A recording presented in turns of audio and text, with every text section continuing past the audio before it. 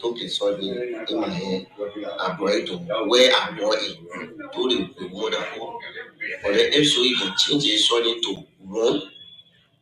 So the woman drink because she says she not drink sword. The woman to say, she now willing the lamadi. I said, okay, no problem. I'll open the sword for the sword me and feel everything. Yes. She must say, sit down on the bike again. You sit down on the bike again. Again, I brought to the team packing. Yes. They said, okay, but then we have to go there and took 900. I couldn't go. I didn't want to get I did or pay 193 uncles. Yes. So now I said, they want to hire transport. I came and I started. I brought my mobile and took my mobile and brought it up here. Only once they be in the garage and I brought a boy and start servicing it, the break there, they took out the break, the spaghetti, go they start tying it. When they tie it, they adjust the break. I know what's our time. I spent more than 45 minutes. Now, how when the boy feeling now, I saw without on Muluba, one boy carrying it to the same parking. There's a hope there. Let me try to ask because my work I do go by. So now on saying push they are about the immoral, the poor and the price. When you know the price, immoral, you want to know how to pass on that. I guess they say I'm going to find when they yell me their ass and they are not. Then I told my brother I followed the ball and now getting the and when the ball tell the player ball, they asked me who get the player ball. And the ball showed me one woman and said that they are selling the car their own boss now. When the boy over a foot, they were only tying the ball on it. The boss said that I'm going to get it. I came to go ask the woman how they buy the player ball in time. Unfortunately, I saw a group of boys start coming out. Yeah, they start coming, the whole crowd start coming on the car. Then one tall guy entered to me in the car. He said, my man, like you don't want, we're looking for. Like you don't want to bring a girl. Like you don't want what we're looking for. I said, what do you mean by that? He said, you rape one girl. You rape one girl. I said, what? What do you mean by rape somebody? I'll rape somebody or I'll do bad thing there. I'm here. I just hear somebody will do bad things, somebody will be bad, but they do bad things, then they be around your way. I am a woman do bad. I said, moment, don't bring that thought to me. Last when you ask me to get out of the car, tell me, boy, how you tell me to get out of the car, they kind of group behind you, making laws that you should pull me down so they can beat on me. One guy to all that in that trouble. The guy said, my man, I want you to put me in trouble. If you allow the people carrying a car, if you only make anything happen, will they man do anything, get a man come into the station? But don't carry the car, say the man should get down, the brother should carry the car to be on him. Now, I asked him, I said, but who are you by the way telling me say to come down? I took a plastic ID card, where I read the citizen card. He took it and showed it to me. He said, I don't want to control a player, I'm a new man, I control a player. My phone was in my hand, bought 20. I checked my phone. He said, I told you to get it, no one get it. So I said, grab the hand, well, I did that. Trying to take my phone away. I fire I didn't level me. I think by that time, the driver or somebody rushed to the station. So I was staying in the car, so the two police officers coming in. I saw the officer and said, I came down. They asked me to go to the station. I came to the station, then I reported the ID card to the policeman and said, the man, he came, he drove me, he didn't see the man. I said, man, drove me, start. I mean, 40 on me. Okay, before the 14, I just wanted the public to get your side of the story. Before getting into maybe an argument with those guys in question, or before coming to the police station, these girls who were taken with you to the theater or the motel, do you know her in person before? Has she been your former friend or you been Yes. friend with her before? Yes. Okay. I know this girl before. Like this one, when I met her party, we she and I interacted. We say, oh, long time. We show here. Who has she been to you? She been my friend, my girlfriend. Okay, your friend. I mean, you've been in normal relationship before. Yes. You've been loving past time. Yes, for a long time. Just see why no. So when I saw her, I said, but dear, how you doing? I will show him. I said, you know me? She said, I will know the face, but long time. I said, I'm ED. Yeah. So he said, oh, yeah, now and we start lecturing where we met before. Basically, the guy who said he is a union person or a union man who brought you to the police station. I don't know what like you want to call police. Okay. What did he say happened to the girl before coming after you? He said somebody raped the girl. And from there, I didn't lay out again. Oh, you didn't see the girl? I didn't see again. There was an accusation or an allegation against you that you used what they call this substance or this drink they call brown tap. Because it was the biggest story around the place that you drank brown tap, you abused a woman allegedly. Did you use any substance? Why you call brown tap? They call the drinks. Small bottle they call brown tap. Near around the place. So, you take any substance? I told you that I can't even drink, vape, nor smoke, except where sometimes they 18% milk, where like milk, sometimes I drink it. But you also spoke of buying a drink they call my choice. Yeah, that when they shop, they get the milk there. Maybe I only you took. Yes. Only my choice for taking two. Only my choice. And I'm hoping and trying some. And you never drank everything. Nothing. So let know of the girl too. Did she drink anything? No, they saw me. The woman came to the girl. She worried with carrying inside. She said she not drinking. Okay, so I think Abu, I think the message is clear.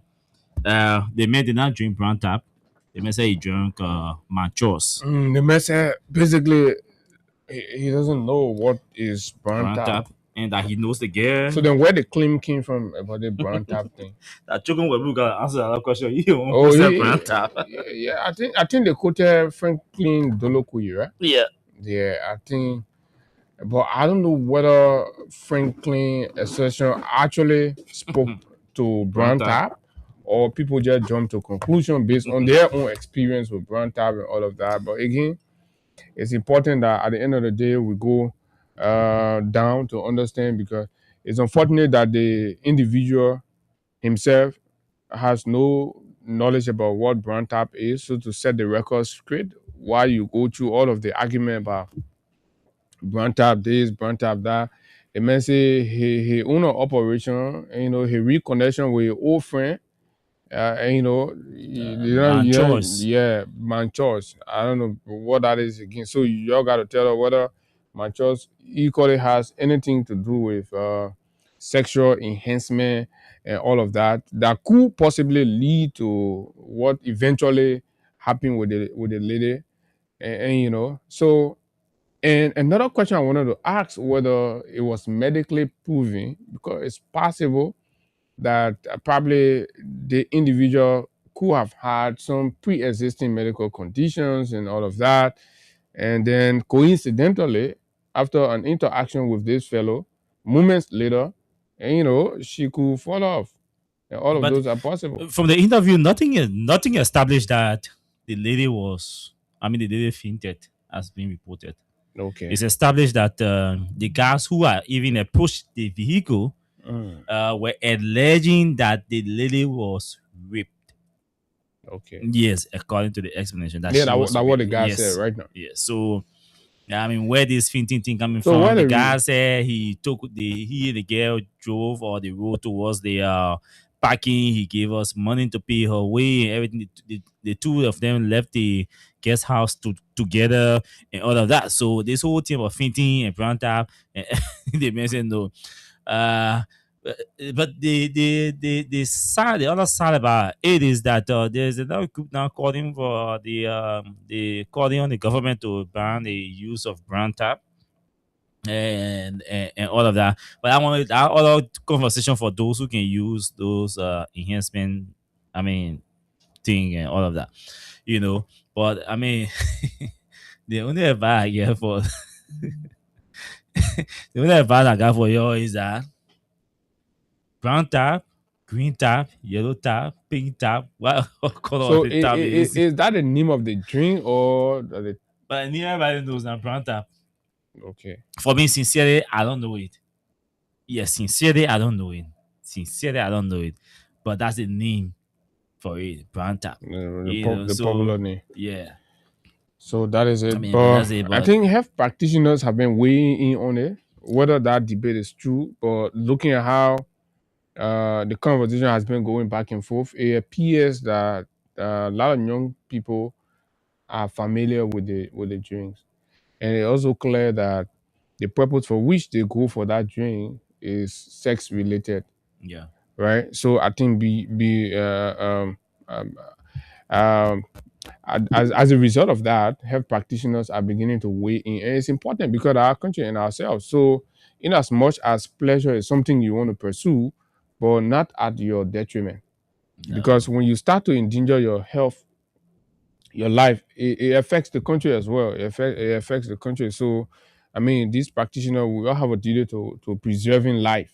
So they come out to say, we want to advise that these concussions and stuff that you all young people, some of you in your teens are going for and feeling like it's a pleasure, is dangerous. Because what it could do for the most part ordinarily is that if you start to probably overly use yourself and these things with whatever medical stuff it has, the time you supposed to be man or you're supposed to be the time the country need you at some point, and then you start to have some small medical problem in your 30s, in your you're 40s. already a retired porn star. Yeah. In your 30, in your 40. And mind you, at the end of the day, right?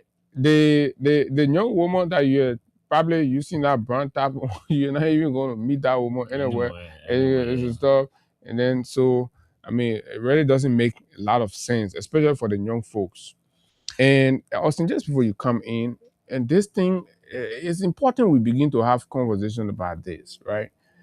Uh, I am connected with a pharmacy operation in this country. We have a pharmacy somewhere around Monrovia. So the dispenser there, every time we go for a report and stuff, uh, there was this time the guy reported that these sex enhancement pills, sex related stuff, they go a lot. And the data seal track on that is huge than any other medication in the pharmacy. And the guy blunt to me, he said it's like across all of the pharmacies, some pharmacies like that. And I say, but what is driving that? He said, bro, they think here, I don't know, but the young people, he said the most alarming part is that you see kids below 18, young boys, these small children, they're the one that go into the pharmacy, buy anything, and some of them will buy even tramadol and all, right? Tramadol and all of that. So we can't as a country forget about ourselves. We have to be aware of what is happening around or the dangerously that could affect the tomorrow. So these debates, as much as they're fun on social media, but it's important for policy makers to begin to look at them and see what level of awareness or education that can be done to our young folks in the schools against these things, so that they will stop going for it because it has some long-term effects on them and all of that. Yeah, I think that's my thought about it, and we'll see what The happens. I think I think this is concerning, and I mean the government has to intervene. We may play or make all of the fun around it, but it's important that we take charge as a government of this. Take charge in the sense that we can have anything coming to our cameras without being checked, without being assessed, without being evaluated, without being. Uh, we have the there's a bureau. We have the bureaus. I think standard lab. at the Ministry of Commerce. They're responsible to check, to evaluate, to assess the extent of the things that come to our into our the goods that come into our commerce. We have the Ministry of Health that's responsible to ensure that our citizens are healthy, and then you have the what do you call it, put the people up Baba Point.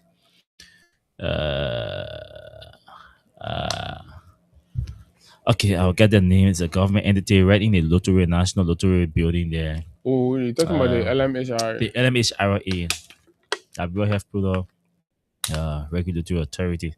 The LMHRA, they do testing of things to know But the other one and two, ye- the thing can go through them, right? yes, they But have to I go don't through think them. this thing is supposed to be sold in the country.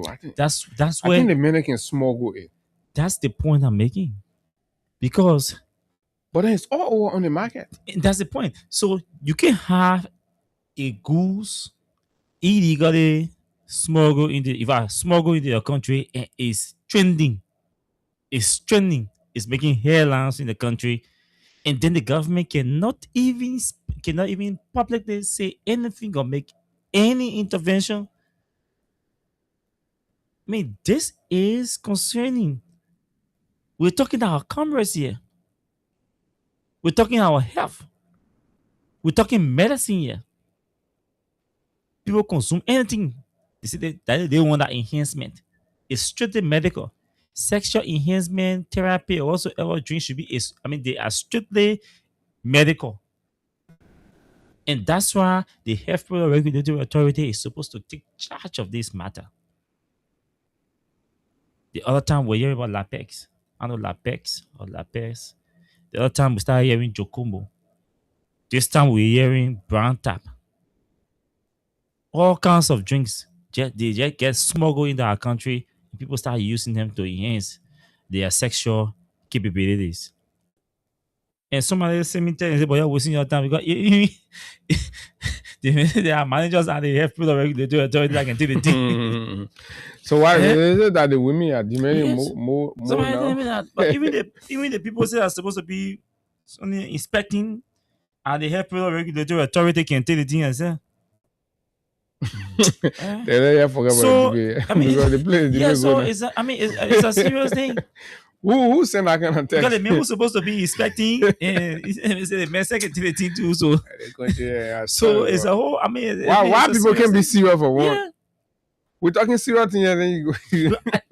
At least you could carry on the medical assessment and then advise. Maybe if it meets our standard, then you say yeah, it meets the standard, but you advise the public how to consume it. That one is standard. But to just have people using these products loosely. But Austin, these things are not sold in pharmacies, are they? I think they are sold as energy drink. They are supposed to be sold. That's where the sold, problem is coming from. and that's where the problem is with the Health Product Regulatory Authority, because it that enhances sexual capabilities is a health product. It's supposed to be approved by the LMHRA. Yeah, I'm trying to. But the fact that it's not being sold in pharmacy, it means it is being illegally sold across the country. Like I think they come under beverages, right? Like, but then underneath it, that's something else. But then they will bring them in the country like beverages, and then they're selling them and all of that. But whoever is in charge of regulating that has to step up their game. Our markets are getting flooded with all sort of,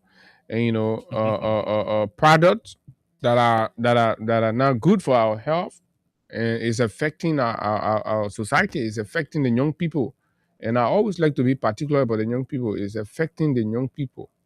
I don't know where they're coming from. I don't know the whole social media thing has created an environment in the society now, and we have to guard ourselves. These things are happening in other countries. Almost send me text and say I drank Brown Tap, but the way you're making it too powerful, Who told you brand out for women? He say, Mm. she say, he say, it don't do, it don't do nothing to me. So you can do something to people? So she said she drank brand out, but it do nothing to her. Oh. But brand But out for we thought you, that for men, no, man that woman. conversation. The brand out for woman, for men. So you drink it. That why it don't do nothing to you, yeah. So the way I look at the whole thing, they 1 year, let pause it for Thursday. Thursday we'll do a whole social segment. Everybody Uh, can get their experience on the whole brand tap thing because the whole women and start drinking it now. You gotta tell why you're drinking it too. but I think the government should ban that thing, man. No. Before we ban it, they understand from the people. So first of all, why you're drinking it, and when you're drinking it, what thing can happen?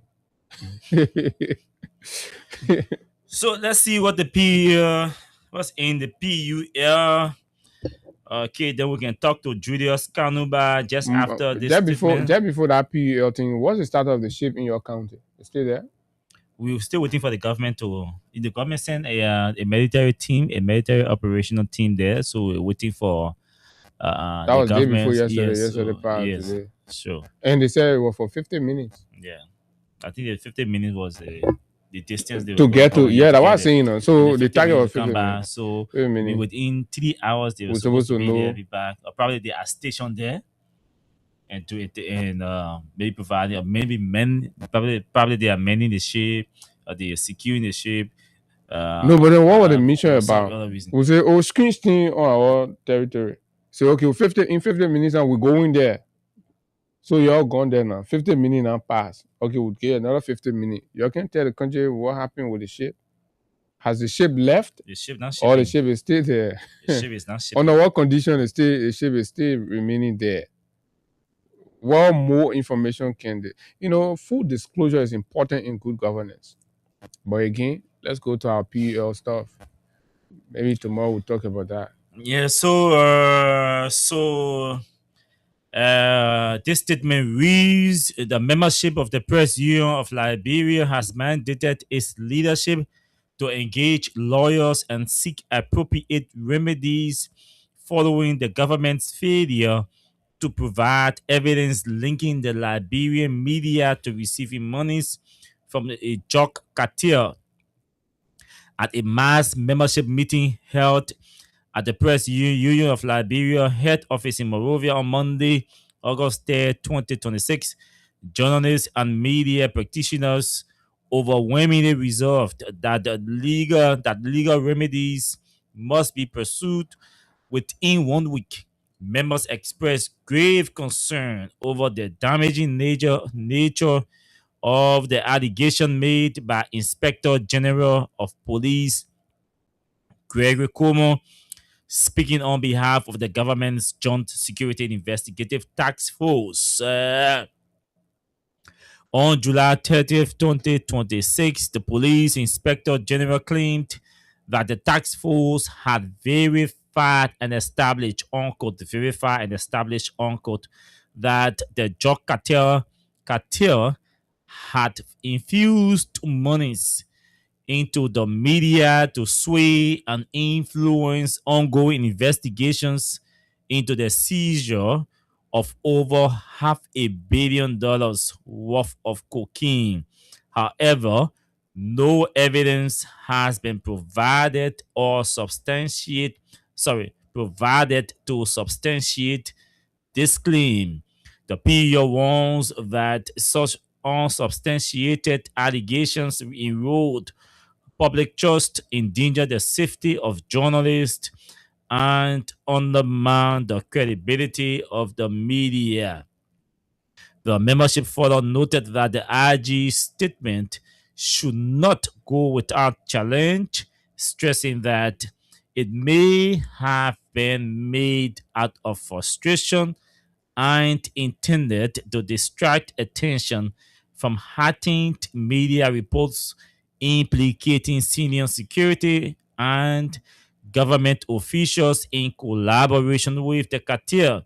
The motion to mandate the union's leadership to engage lawyers was proffered by journalist Winston Blading after extensive deliberations.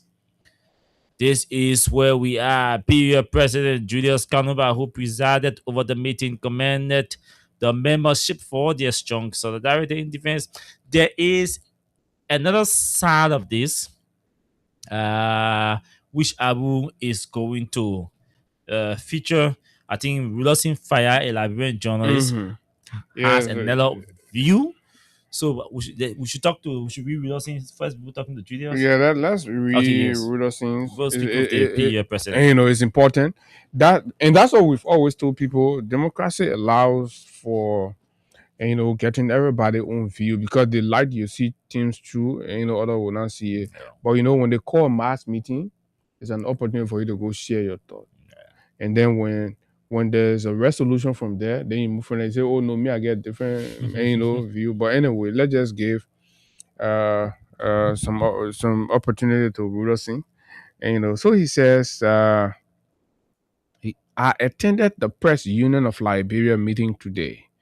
That was called by the president of the PUL. According to the PUL, the meeting was called for members of the union to deliberate on the next action on the statement made by the Liberia National Police Inspector General Gregory Coleman. The Inspector General at a MOR press conference said that the police has investigated that some Liberian media received money from the drug cartel to distract the information from the cartel. Okay, I'm reading verbatim, please. During the deliberation, I am on record to inform my media colleagues to note that there are many media entities in Liberia that are owned by politicians, activists, and social media actors claiming to be journalists. The press union has no strict control on these media institutions. I suggested that the PUL should set up a committee comprising of senior journalists to engage the Inspector General of Police, including the Information Minister, for clarity in his statement by identifying those journalists given money by the drug cartel.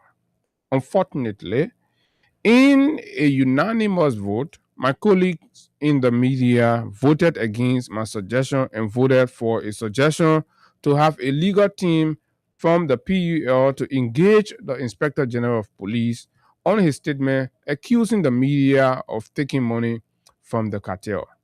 This is the fact of the matter.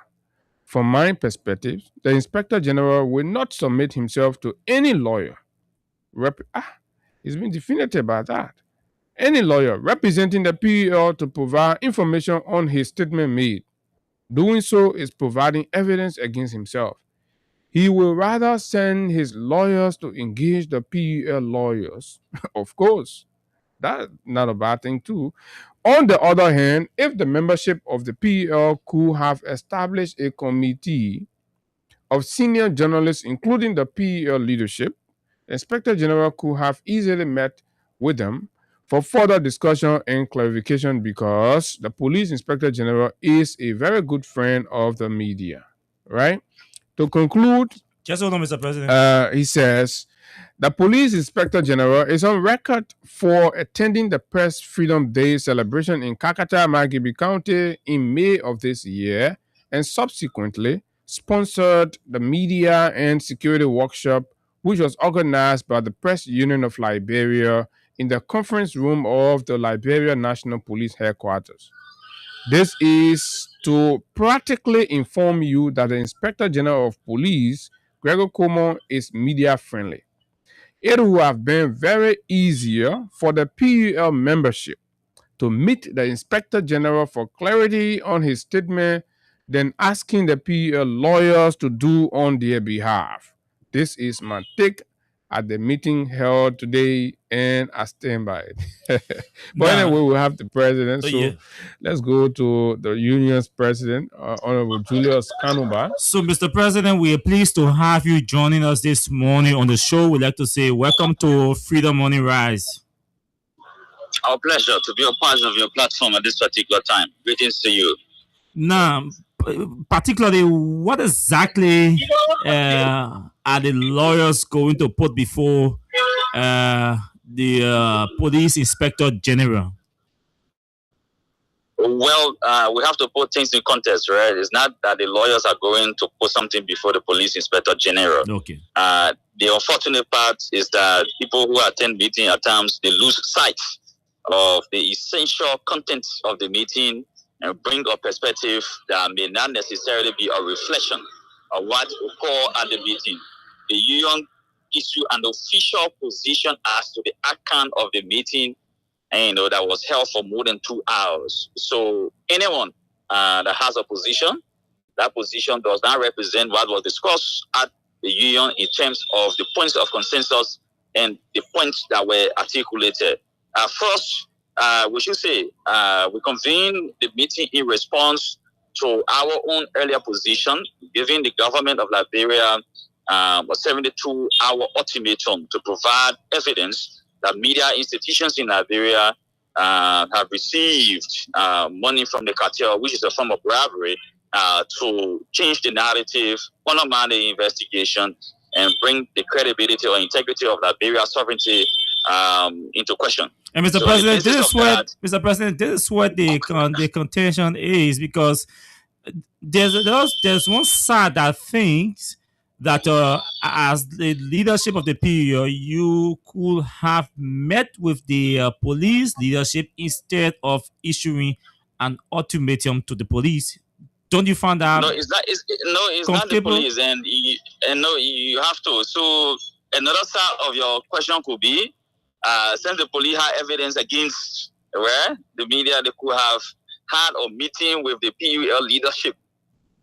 If that is the argument you want to push. No, that's not the argument. The point is the police boss has already spoken, and then you decide to respond to the police argument. Yes, when you're in a leadership position, the membership is requesting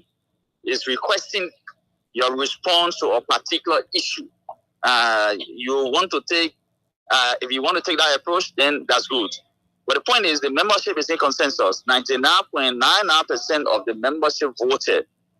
And before I come to the vote, I try to put the whole scenario into perspective, right?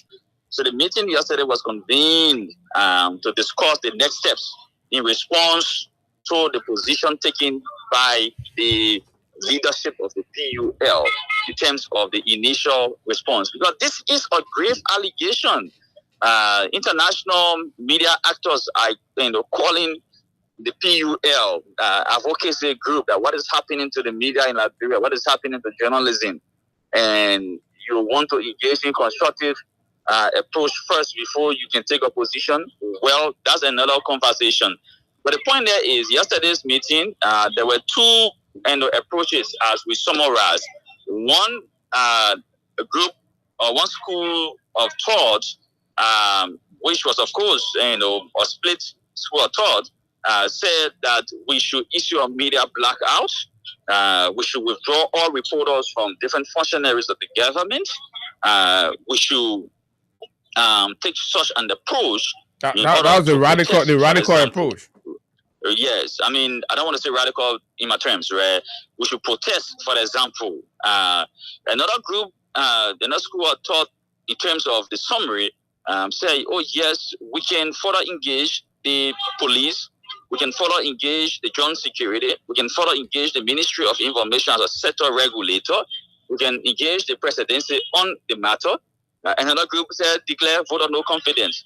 So in the context of all of these perspectives, there was another perspective that as part of the engagement, we can seek advice from our legal team, and seeking advice from our legal team on all possible remedies or inappropriate remedies.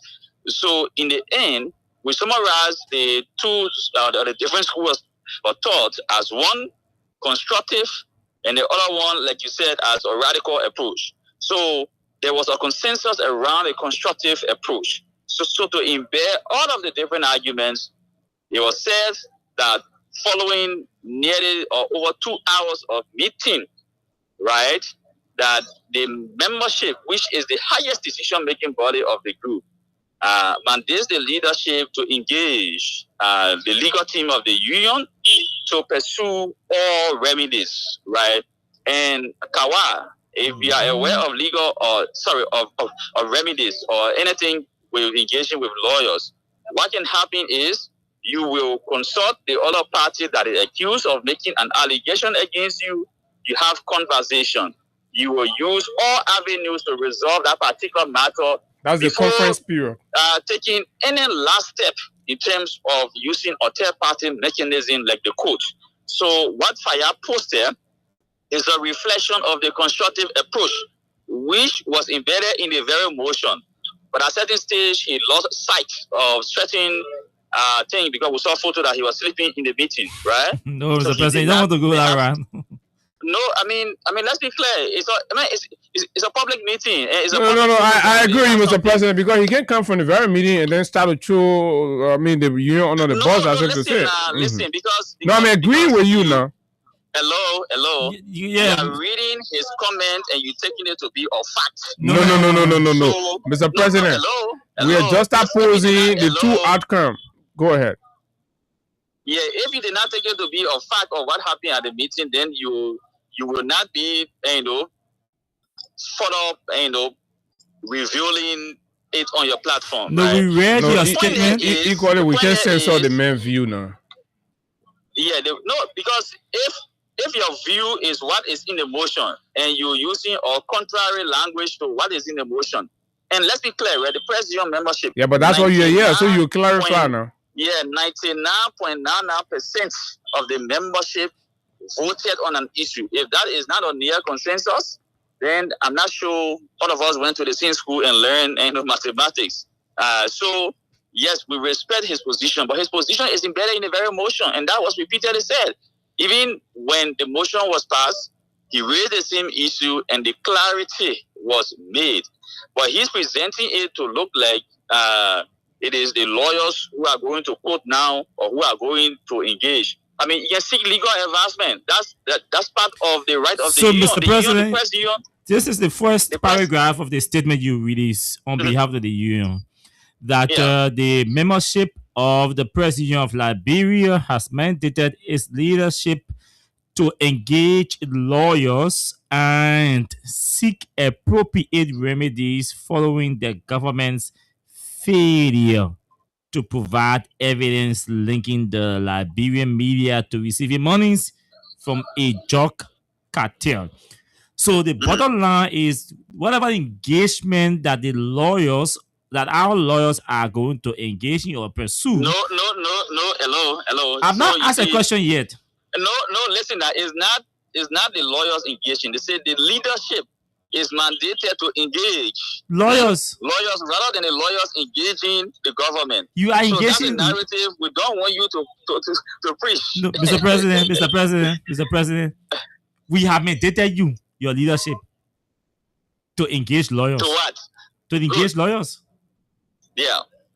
And the reason why we want you, your leadership, to engage lawyers is to advise us on how we proceed to compare or to ensure that the police or the government provide evidence of their allegations.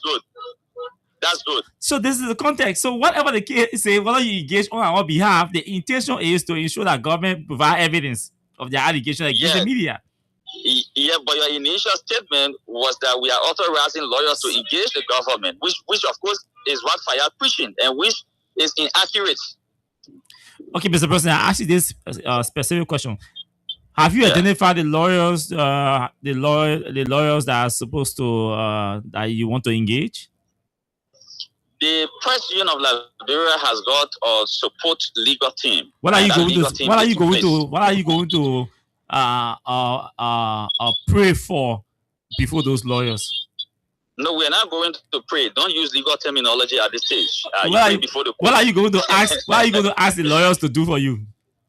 Well, on the basis of what the membership decided, 99.99% requested the leadership of the PUL to engage the lawyer for appropriate, legal remedies. Like you said, this is a legal advancement because the union cannot go anywhere. And Austin, let me say this clearly, right? When the press union is taking a position on a public issue, we do consult lawyers. We do consult veterans that's in the the media. tradition. That's the tradition. Yeah, we do consult people in the very government who could have different perspectives to see how certain things are done. So it's part of the consultations, right? So I'm not too sure, Austin, you are telling us that if the press union is requesting the police to provide evidence, it means the press union is in confrontation with the government. No. That's not. No. That's not run too. Mr. President, that's not run too fast. So I want to ask you, in a case where your legal team or your legal advisors recommend to you a lawsuit against the government, will you accept that? As you saw, said the membership has mandated the leadership to engage, right, lawyers for appropriate remedies. So wherein there is advancement from the legal team or the legal counsel, it means that we'll have to reconvene the membership and inform the membership about that particular advancement. So it is not just a quick fix situation wherein you just rushing. No. It is not the situation, Austin. So nobody should present it that particular way. But Mr. President, I'm concerned that in the case where the legal advisors who advise the leadership of the PEL, and then the PEL takes that advice to the membership of the PEL to make a decision. In the case where the membership's decision does not decide the otherwise to the advisor of the PEL, to the legal advisors, what do you do? And there was one thing said by the lawyers we consulted. If we exhaust all other administrative procedures or mechanisms, then those mechanisms fail, we can test the legal system, right? Because for instance, the FOR law, right? You can go through the legal mechanism that exists at the IRC, the Independent Information Commission, to say, oh yeah, somebody said, or the Joint Security said it has verified, it has established that the cartel is infusing money into the media. Could we have that report from the Joint Security indicating? Because this is not something that should be hidden from anyone. The issue of drug in our country, especially illicit importation or exportation or use or consumption of illicit products, is deemed as a national security threat. So anyone who facilitates or who helps to conceal this practice should be exposed. So it's a national security interest. What do you say to critics from the media who think that the PEL may just be starting an unreasonable confrontation with the government or state security forces who should be your partners? What is the confrontation there? That you are consulting lawyers may advise you to go to court or not to go to court. So Austin, you're telling us to consult lawyer is confrontation. You've heard this from some of the critics in the media. You've heard it, Mr. President. No critic will say that, right? No critic. And guess what? When we convene a meeting of the membership of the PUL, there are lawyers who are members of the union, right? There are lawyers who are members of the union. So people, give their advancement. And some of the comments that were made, you can't say everything on air, right? Because you want to have some internal conversations within rather than outside as an external in the body. And one thing that we know is that Austin, for example, and this is clear, right? Some people who came to the meeting, they are members of the union, but they work within the state apparatus. Fire is one of them. Some people... No, listen now. And they were very clear. Why you want to protect something that we are revealing? Okay, Mr. President, Abu here. And first of all, I'd like to premise my question on the attendance. How was the attendance in yesterday's meeting? The attendance was massive. Signaling a huge meeting just on Sunday when we issued a citation, in as much people were already aware that the union took a position and there will be a need for the membership to convene. So the attendance was massive. I think you saw some of the images that emerged out of the meeting. And one thing, Abu, is that press union members, we are highly critical of ourselves, and people in the public are also critical of us, that we don't attend our own program. It's almost like, you're not attending your funeral, right? Correct. But yesterday was a very good moment for the union. Many of the veterans, old hands, people who could not make themselves available. Which signals that the decision was unanimous. But I've said 99.99%. Yeah, I'm getting to a point so that we are established a few things. And let me just say to you that I have welcomed and endorsed the action from the leadership, and I think it's in the right direction, and I support it. But in as much, it's also important to listen to what others feel and think about it. Wilson was there, and he has his own view. And the reason I think that this is important, we are, the media. And matters of cocaine and drug in any given jurisdiction is not. It's not. No, I come to a point. It's not joke matter. So if an allegation of that sort comes out on anybody, it's important you seek the best way to clear your name. And I feel this is an attempt to clear the media name. Am I correct? It is an effort to ensure integrity within the media, because Abu, one of the criticisms, like I said, of journalism in Liberia is that people say we do take money to publish, and I got it, say pay to play, right? So if the joint security, through their own investigation, the joint security that investigated its members and recommended for dismissal, recommended for suspension, recommended for further investigation, can say they have verified and established that the media institutions are receiving money from the cartel. I mean, why this joint security can help the PUL to once and for all, and they'll come out very strong. Because if you review the names right now, we will be on an obligation now to taking actions. But if not, as one media leader said, we'll consider it as a loose statement that came out of frustration.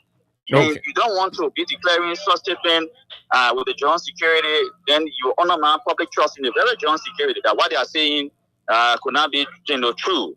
Yeah, so that is our position. I mean, I'm not too sure Abu will be somebody who received money from the cartel, and Abu is still sitting on the radio promoting or speaking against the cartel. So we have to be clear. Like look at some of the revelations that are coming from some of the media institutions. And let's be clear, right, Abu? Media reporting will always be critical and diverse, right? There will be some inaccuracies, but in the drug situation, some of the analysis I've listened to, those analyses have come to fruition.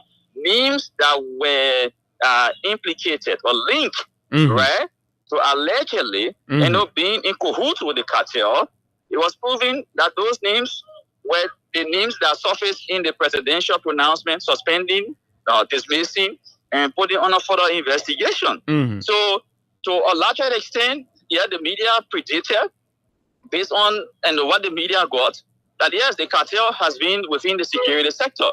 Look at this other information that is out, which of course again is subject to verification, about the Monrovia Central Prison. Whether that is true or false, but it's something that the joint security will have to speak on. The government will have to speak on. And Abu, we don't want to lose sight of the larger goal in the fight against drugs, right? We don't want to focus. I mean, our approach is constructive.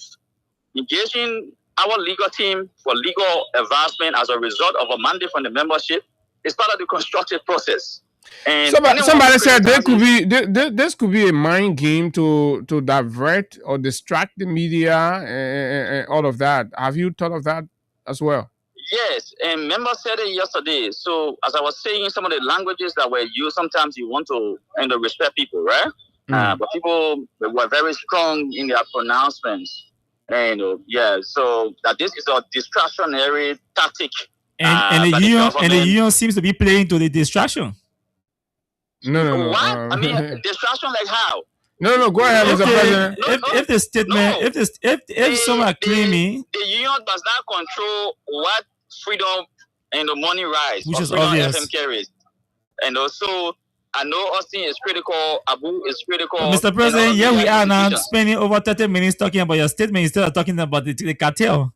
Don't you think this is a form of distraction that the police seek to do? Austin, if you say that people are receiving money to change the narrative, right? You know why you are telling us that Austin, who is on air, right? What he says that is critical of the fight against drug, it means he has been paid. So people will not believe in what you say. So in order I don't see it that way, Mr. President. You just admitted that everything the media has been predicting is coming to fruition, it's coming to power. We're seeing the evidence. So who in the somehow want to believe what anybody from the government will say that the media is taking money from the cartel to protect the cartel when they are seeing the evidence, everything the media is saying is coming up, is being public, is being confirmed by the very government.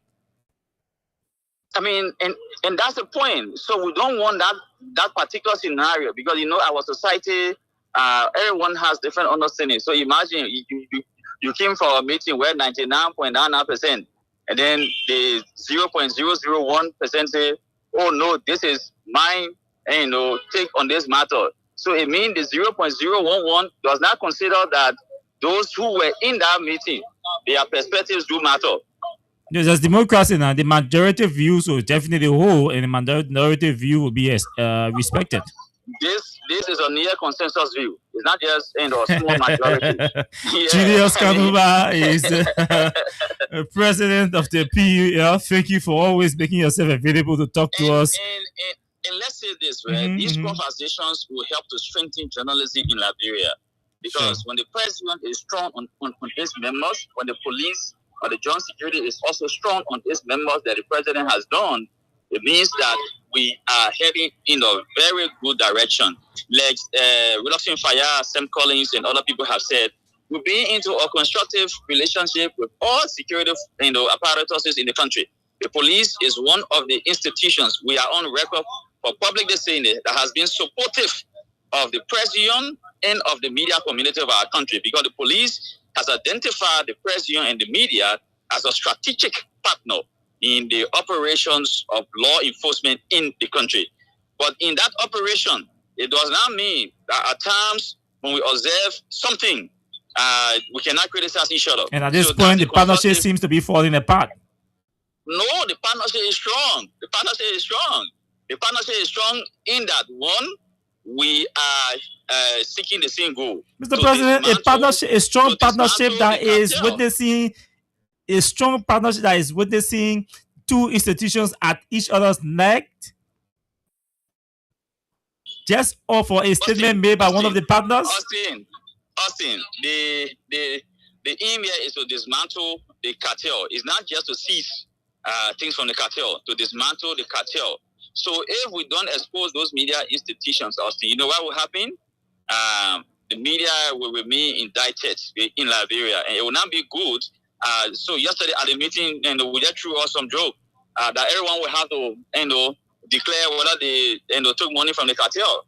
Mr. President, don't you think you're setting a precedence that you may be just compelled to do same? You are asking the government for evidence. If the government calls on Freedom FM, for example, to provide or produce evidence for statements of utterances made on her platform, would you consider the government, to be in error if they just come and say, okay, St. Pierre asking for evidence, which will start asking media institutions for evidence for things they say? Yeah, the government has got the right to ask or any Liberian that is accused, right, including myself, that is accused of committing an act that is deemed illegal, to demand evidence. If not, we can seek the appropriate remedies. And we've done it to our members. We have the National Media Council, right? The National Media Council is a multi-stakeholder approach to media ethical governance. It comprises of journalists, media people from the very government, people from civil society, the academia, women's group, the religious community.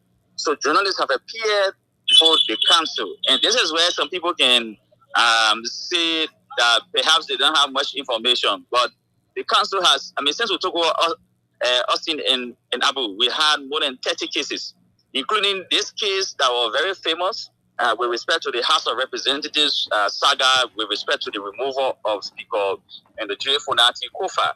One publication came up with a headline and the female articles in the legislature. If you can remember, during the heat of the crisis at the legislature, the House of Representatives, say a female in the lawmakers who signed that resolution or petition to remove the speaker at the time took bribe, because one lawmaker has said that bribe, was being given. So in that context, all the female lawmakers who signed that resolution or petition, their names were placed in one newspaper. Guess what? Representative Priscilla Kopo was one of them. She filed a complaint before the PUL. Another representative, I think from Monserrato, she filed a complaint to her lawyers, not to the PUL, but she wrote the entity to retract and apologize if not she was going to go to court. They went to a law firm. So one lawmaker used the PUL, another one used their legal counsel. Guess what happened? The legal counsel on the other side wrote the management of that paper, and that paper went before them. They apologized. They retracted. The PUL investigated, and it was found that the paper did not have any iota or evidence, any piece of evidence.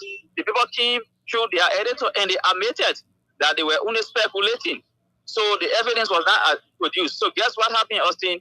That paper was made by the council to retract the story, apologize to Representative Priscilla Kopo, who was represented, importantly, at that hearing through a legal counsel. I think I would say legal counsel. I'm not too sure it's a counselor at law, but I think Anthony at law, George Calando. You could confirm that with him. He appeared before the council. We have photographs of the editor of that paper, right? So, Austin, when we say provide evidence, we do it to our members. So yes, the Freedom FM says things about people, and those people feel very strongly that their reputation has been maligned or their character has been assassinated. You can seek remedies, and the remedies include your legal counsel, the PUL, which is an alternative dispute and the resolution mechanism that we have in place. If not, some people go to court. And let me say this, the Supreme Court of Liberia has used the core ethics of the PUL to hold journalists accountable, people who have appeared before the Supreme Court for contempt. For example, Rodney C., the issue of the publisher, I think, of the Independent MD, other publications. So, yes, if you go to court, the court will tell you to provide evidence. If you use the administrative means that we are using now, we say provide evidence. It is something that we are pursuing. So there is nothing wicked. There is nothing bad. The intent is to dismantle the cartel. And there's nothing wicked. There's nothing bad. The intent is to dismantle the cartel. Mr. President, this is what the police Deputy Inspector General for Administration wrote about 12 hours ago or more. He said, be it criminal, civil, or everyday discussions, the burden to provide evidence on a claim is the sole obligation of the accuser to prove his or her claims is true. Stop spewing out lies and disinformation, which is fair enough. Now, the point I'd like to close on, the question I'd like to close on with you is the precedence issue I mentioned. We are concerned, and we don't want a situation where state institutions or the state will start compelling or asking media entities to produce evidence, or calling media entities or journalists to produce evidence at their offices or at police headquarters or security places for statements they made, for speech. This is our concern, Mr. President. And yes, tomorrow we'll say the PUL did it, and so we can do it. Yeah, like you regularly read, there are different remedies or institutions in play. By institutions, I mean rules, regulations, and laws. So the police deputy director or inspector general for administration, I think one Mobile, right? Yes, Mobile K. Williams. Yeah, Mr. Mobile Williams, right? Yes. Yeah, he's a good friend of us. He's totally right. And in the context of this, I don't know in what context he posted it, whether in context, whether it is with the media or with the all-over drug in the situation, but I think it is with the all-over drug situation, right? So that burden of proof, it lies with the what? The accuser.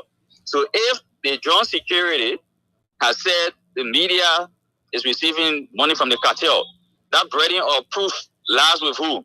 Is it the PUL or the media? It lies with the accuser. Then your fear is a genuine point, but on the other hand, the government, if they want to demand evidence from you, you'll be written, you'll be acquainted with any information to produce the evidence. If not, the government will use the legal mechanisms, and that is right. And that is why we don't want you, Austin Kawan, to publish any information that is speculative and is not factual. If you do that, you have to issue a clear disclaimer that this cannot be independently confirmed or it has not been independently verified, right? So with that, you are honest to your public, but wherein you authoritatively state, as the police RG stated, that it has been verified and established, then there where the problem can lie. So we are saying that us journalists, one of the essences of journalism is the issue of the verification of the facts. Sure. Anything that is considered a fact, you can be able to prove it as true or false, or something in between, right? Because you have the facts with you. So factual journalism is what the president is advancing. So if anyone complaining journalists or demanding journalists to publish or to provide evidence of what they've said, right, it means that that person is knowledgeable of the essence of journalism, which is very critical. And the burden of proof, again, it lies with the accuser. So that burden is on us. That is why we have invited many different media institutions or journalists. Just like Austin, one of the journalists who appeared before the Media Council, that we have the office of the ombudsman, the ethical arm of the government. The person said, I wrote this story out of emotion. I was angry because I called this person who an allegation is being levied against. The person was not responding to me. Or the way how the person responded, the person was arrogant. So I, as a journalist, I got emotional and wrote the story. So you can be able to see this sort of a raw admission as to how some of our thinking processes can lead us into writing something that is grossly inaccurate. So yes, the press union knows that the government will not clamp down on any media institution in the name of providing evidence of what you say on air or what you publish. If the government wants to use that, we have always said, you file a complaint to the union or you use the legal means. Any institution that uses the legal means, the appropriate legal means, and that legal means is deemed as appropriate, as impartial, the press union will welcome that. We've had instances where journalists have gone to court and they've admitted to certain things. Do you know we invited one of our popular person on Facebook, one of our popular journalists on Facebook, and this person published an information that they just took from somewhere, right? And the person admitted, the person apologized before a deputy minister. Yeah, but call the man name. No, what we said was the hello. Yeah, Mr. President, why are you refusing to call the person's name? The council will exhaust all of the complaints that were before the council. We will release a full report where names, the apologies, verbatim, right, will be issued. So it's not like we should. But they one case, just call it one case, and then while waiting for the list. Say? Call the name of the one person. Then while waiting for the list. The council is the relevant authority, right? We sit as observer. We sit as observer on the council because there are rules in place, right? All right. The leadership of the union sits, listen to the cases, and when the council takes a decision, that decision is with the council. The union, but for proper perspective, now, when you just throw it vague like that, you leave the public in suspense. They don't understand. So if you're not prepared to give the information, I would advise that you keep it. But once you start to give a clue around it, you want to give a lot, because there are a lot of popular journalists on the social media. Are you talking about James Goode or no? Listen, listen. I cited a case where the council, right, decided that the case of Representative Presidio Cooper, right, where apology was rendered, and that was public, right? I cited it. I mentioned her name. Yeah, okay. But then you talk about another one for popular journalist on social media that apologized to the deputy minister. But then we say, who's that journalist? It's Abu, right? is it the case with Charles Yates? Is it Charles Yates or James Goodell Flomo or who else? Austin Kawaha? So Austin, let me ask you, did you see apology from Charles Yates? You laugh. So when you see some of these things coming up, know that the press union is working, and at the appropriate time, yes, we will do it. We will not shy away.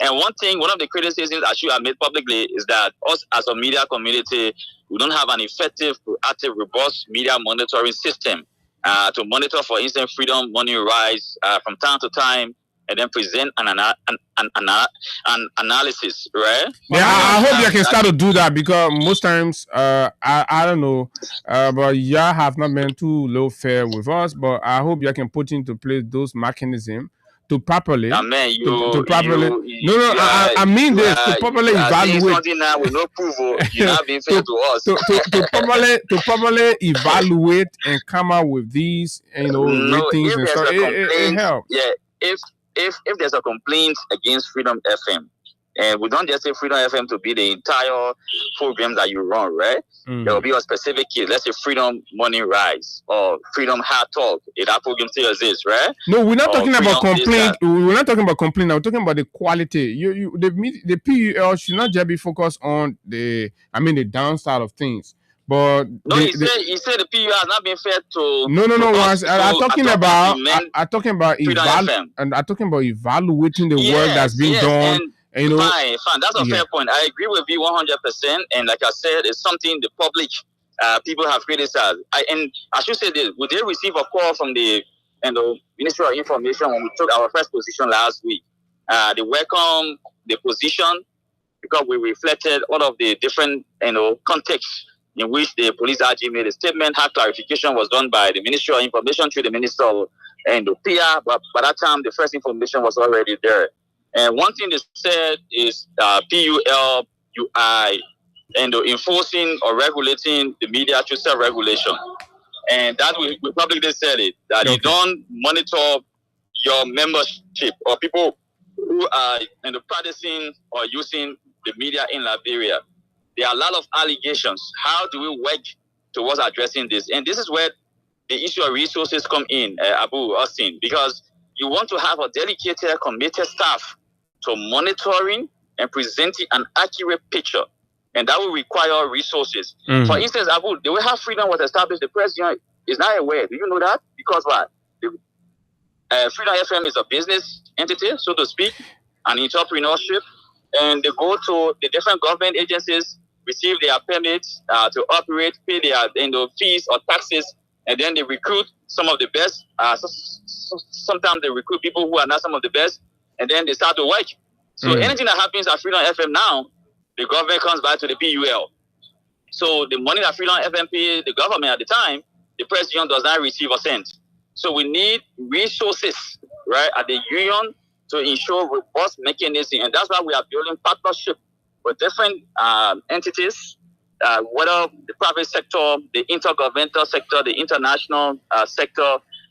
We are working towards that, Abu. So it will be a dream come true collectively that we can have a media monitoring and evaluation system where the watchdog itself is being watched by a group of people that operate under the banner of the PUL, and we present a report that Freedom FM between this period and this period and the broadcast, maybe 5 editions of the morning.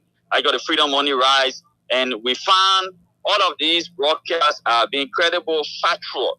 That's correct. We found that one of the broadcasts did not meet the quality of journalism. Exactly. So you create stars and help to improve it. It can help. It's a form of peer review. It's not just for the negative of it, but it's a form of peer review. It helps the journalist every time you come in on the show and stuff like that. So the union venturing these kind of and and with that, you can have, for instance, awards granted, right? That's correct. Because the president sometimes, yes, will say, oh, yeah, we'll set up an annual award committee. Then sometimes the guys who are in the market, for instance, say, oh, no, you are awarding Freedom FM as the best radio station, but you are not monitoring Classic FM in Margibi. So that's why we've been establishing sub-chapters of the PUL. So from time to time, over time, we will make sure that these things are put in place so that all of us can have some level of nobleness to the field of journalism.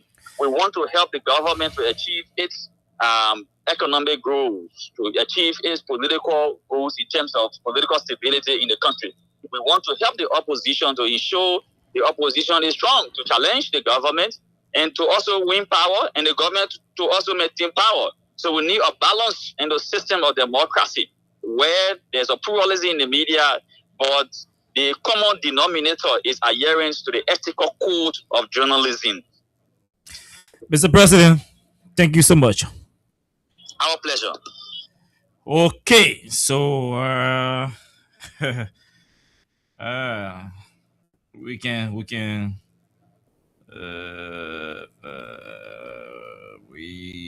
okay.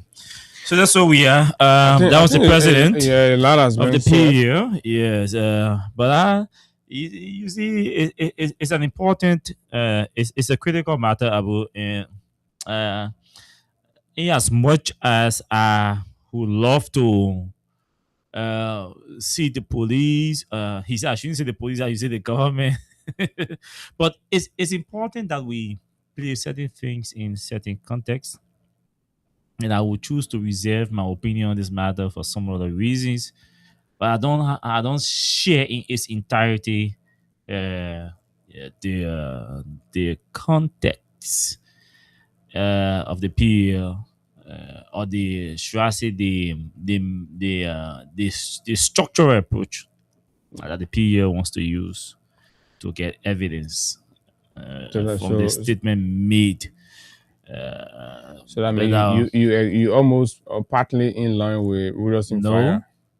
I'm not in line with Rudolph. I'm not in line with I'm not in line.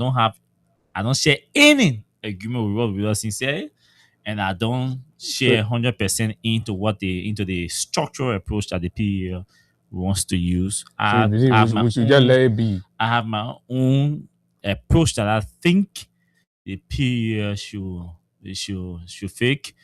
But again, I reserve. Then people can, ideas always good to come out. I will engage the leadership behind the scene. Oh, okay. Yes, and the men go for a meeting yesterday, so that's the problem. But it's okay. But what I think is, I've always argued that the media is so unique in as much as we are open to correction from outside, but we are the last area that each other profession, each other people in society will have to run to. When you're a doctor, you run to us. So, that integrity, that trust, that reliability that society reposes in the media, actors within the space must always work to preserving that. We must always work to preserving that. And there must be no relationship. There must be no,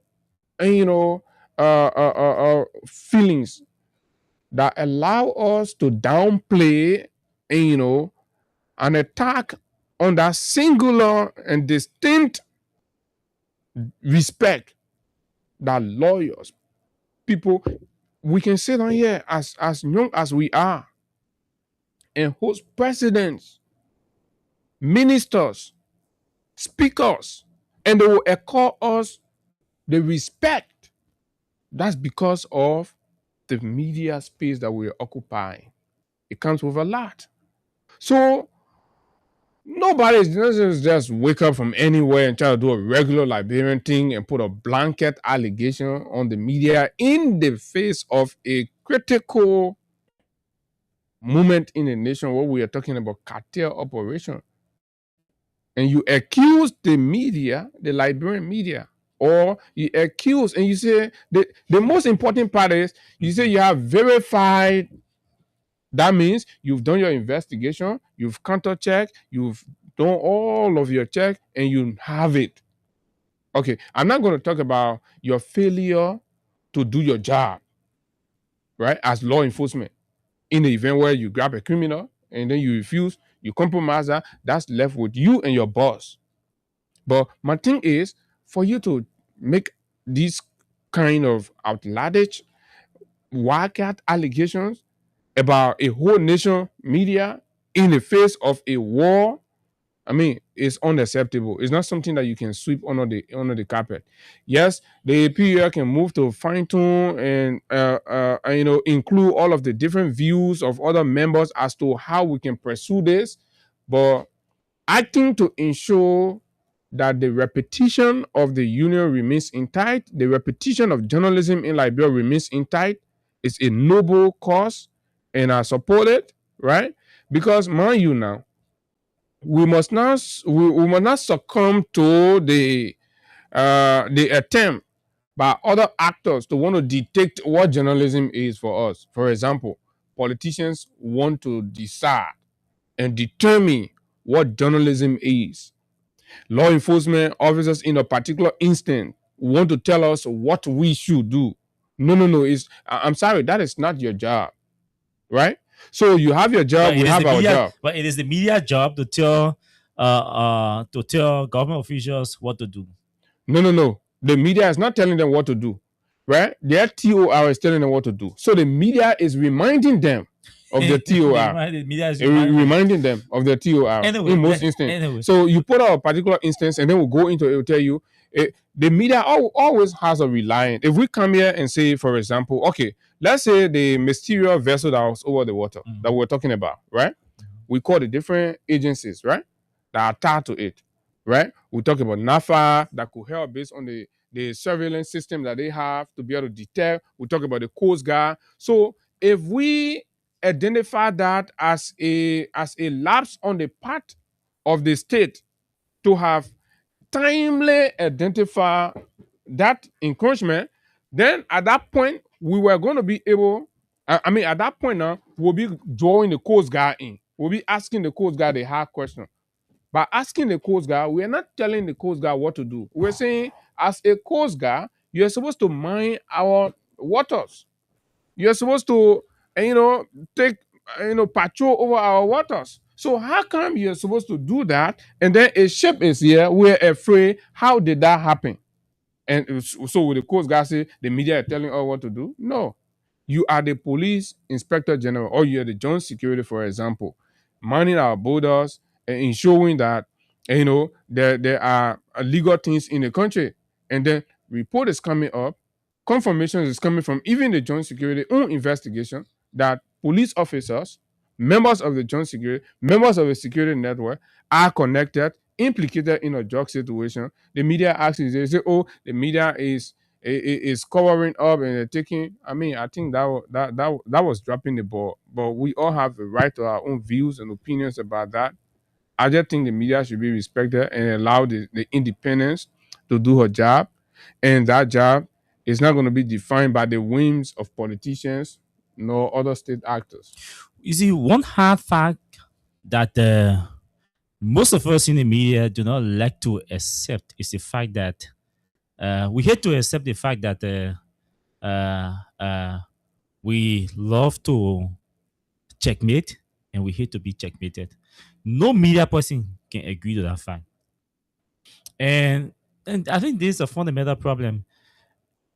We sit on the radio every day. We sit in our newsrooms behind our pens. We checkmate government officials and civil society actors, including those in the business community.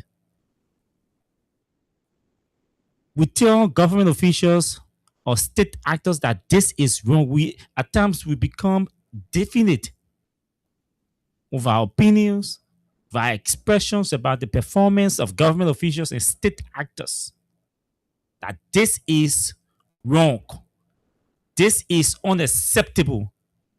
This should not have happened. Based on what is available to us. Yes, that's what we do based on what is available to us. Then we sit behind our microphones and say the only people who always have what's available to them to be definitive about, in their opinion, is the media people. The security people are not supposed to, they don't have capacity to have what's in a position to be definitive in their utterances. So, simply we're saying, what do you have in your possession? Thank you. And this is the question I was asking the president, and this is concerning Abu. We want a police director or a justice minister that will react to us intellectually. Then a police director or a justice minister will say, come to us and can't tell the thing say, can't prove it. For me, that's the kind of justice minister, that's the kind of security sector that I want. A security sector of security of security chiefs that will react to us intellectually, just as we sit behind our microphones and speak. We want security officers that will speak to us, that we use words, we exchange, then to say that it all can. No. I'm not sure. I'm not sure that what you're seeking. No. So the point I'm making is, when we start to tell police officer or justice minister or government librarian, say the thing you say about the media, you show evidence. When the government say the thing you media to say about the government, show evidence, then we say no. You're coming down the media. No. I'm not saying that for you to agree with me. No, but we're having conversation. So you have a different position. I have a different position. So just as I sat and listen to you, say that listen to me. Because you and myself can be here, right? We'll have conversation. I'm not learning. We said no woman in here, you learn. I mean, interject it. Yesterday we said the highway patrol fellow was implicated, and what did we do? We went for the court document and we read it. So we were not making it up. How did he get the code document? No. We kept emphasizing. How did he get the code document? We sourced it. No, it's important. That's the partnership. No, and so but what you are trying to push here? Okay, so the media. The media should say now. No, Gregory say the media is taking bribe from the cartel. We just let it go because there's a partnership. No, he said he verified that media taking bribe. Yeah, he verified. Yeah, he says some people in the media are taking bribe. Yeah. Then the media say show evidence. In fact, it should not even be the public deserve an answer to that. So the media is representing the public here. Yeah. So good. Evidence. So the media says show evidence. You agree with that, right? Yeah, we agree with that. That the call for evidence was genuine and necessary. So let's agree. Okay. So wow, let's agree the two of us to that. Tomorrow, if the media says something and the government decides to call on the media to show evidence, we should accept it too. Yeah, and I mean, the government should do that, right? Lawfully and through the most proper channels. Sure. Because we know, I mean, the government reserves the right. Agree. If we say something here, the government reserves the right to ask us. So but when you come, you just bring I'll use Ronnie as an example. So, brothers, generally, you have to come here and look at the camera. You can't be telling us to be adjusting our scene when you should be adjusting the camera, not us. I'm telling you, I don't know. But go ahead. Not us. You should be adjusting the camera, not us. So, when you tell the media to produce evidence, we take offense. We say the media. I mean, the government is being repressive. The government is being aggressive. The government is coming down on the media for speech and all of that because one police man take phone call. He said, "Please, excuse me," or wrote to you say you said something today on your show. Can you come to us for an interaction? The media will blow that out of proportion. Today, the media is asking the government to produce evidence, and we are all clapping our hands and saying there's nothing wrong. Tomorrow, when the government even writes you a form or official communication, say come to us and prove what you said. Or if the government decides to engage lawyers to talk to a media entity or a journalist to produce evidence concerning what he or she made or said on the radio or wrote in the paper, then we misconstrue that and say, oh, the government is clamping down on speech. I think it depends, Austin, the way that is being done. Well, now we'll go to because currently there is a situation. I think I read it yesterday. I think he's a presenter at Hot FM, Delany, right? Yeah. I think he ran something on his show about he's a talk show host, right? He ran something on his show about the state enterprise, Bureau of State Enterprise. Yeah. I think the leaders there, right? And they invited him. They asked a lawyer right now as we speak currently, right? They're pursuing him to provide evidence, right? But you see, the way they did it, they just did not go. They said, go grab policeman, take a writ of arrest, go arrest the man immediately, handcuff the man. No. The lawyer went. I'm told when I read what I saw, invited the man. Oh, my man, you said SYZ. You laid a claim about one of the heads of the Bureau of State-owned enterprise. What evidence do you have? Then you created a platform where the journalists will present whatever they have. So obviously, when the Ministry of Commerce, Agriculture, Information, Gender, maybe 5 or 10 government entities decide to listen to the radio stations, and something is separated about all those entities, and all those entities decide coincidentally to start inviting talk shows or media people to go and show evidence. The optics. So you're saying to us, we should be or will be comfortable with that engagement instead of the alternative measure. No, but the thing is, when you're having this show, like I know the way, I try to carry whatever I do with the radio, especially anything that is accusational, right? Anything that borders on an individual, right? For example, you are a conveyor. You're not making. You're not the one making democracy at the media space. So no, but to do that, enjoy the democracy at the media space. To do when that, the media becomes the one calling on the state to provide evidence for statements she makes, it is dangerous. Dangerous. No. There is no danger in that. Unless the state has sinister motive or sinister calculation. When the media becomes the one insisting cannot make on the government to produce evidence for statement made, it is a dangerous for not just statement made, for damning claim. The media an accusation made against the media. One man sat down and said Gregory is not above the law, he must prove it. So one man sat on the radio and say there are big up, there are government officials who are hiding hands, there are government officials who are connected to the drug team. And they're using they are using those guys as scapegoats. They are throwing them on the bus, and those guys must speak. And somebody calls you and say, my man, you say there are big people in the government, big hands in the thing, can't share the information with us. We start calling them and say, okay, wait. So who the government call that man now? The Ministry of Justice could say, maybe come, yes. Yeah. To go and could and say, excuse me, sir, can you come? You say S, Y, and C, can you come and provide? Share evidence with us. The man say, I'm giving my opinion based on what is available. Okay. Based on what I've read. So I've seen any common man, you go to school now, we do logic and reasoning in school now, right? Yeah. So you read the very John Security statement, right? Charge sheet. Yeah. You see this. And you see the change of comment, the person. Then you draw a conclusion. You say, based on this pattern, the possibility and chances, right? We think investigation has to happen because we think. No, of course. But somebody else, when I say we think, somebody else say somebody else we have investigated and there are big hands. No. That are being protected. Okay, and when they say they have investigated, they will produce the investigation. That's the point I'm making. People, you're corny. No, but journalists will always produce. Don't speak for all journalists. Your corny of your presentation may be different from somebody's corny in your presentation. The presentation will never be the same. Even the president just emphasize the disclaimer phrases that some people that we are protected or we are covered by. There's some journalists they don't consider these disclaimer phrases. They just speak loosely without using these disclaimer phrases. So when push comes to shove, everybody decides to start listening. You know what I mean? Since they're calling on us to produce evidence, no problem. We'll listen to them too. Yeah, and so any simple mistake, we'll call them, can't bring evidence too. So well, listen to me now, bro.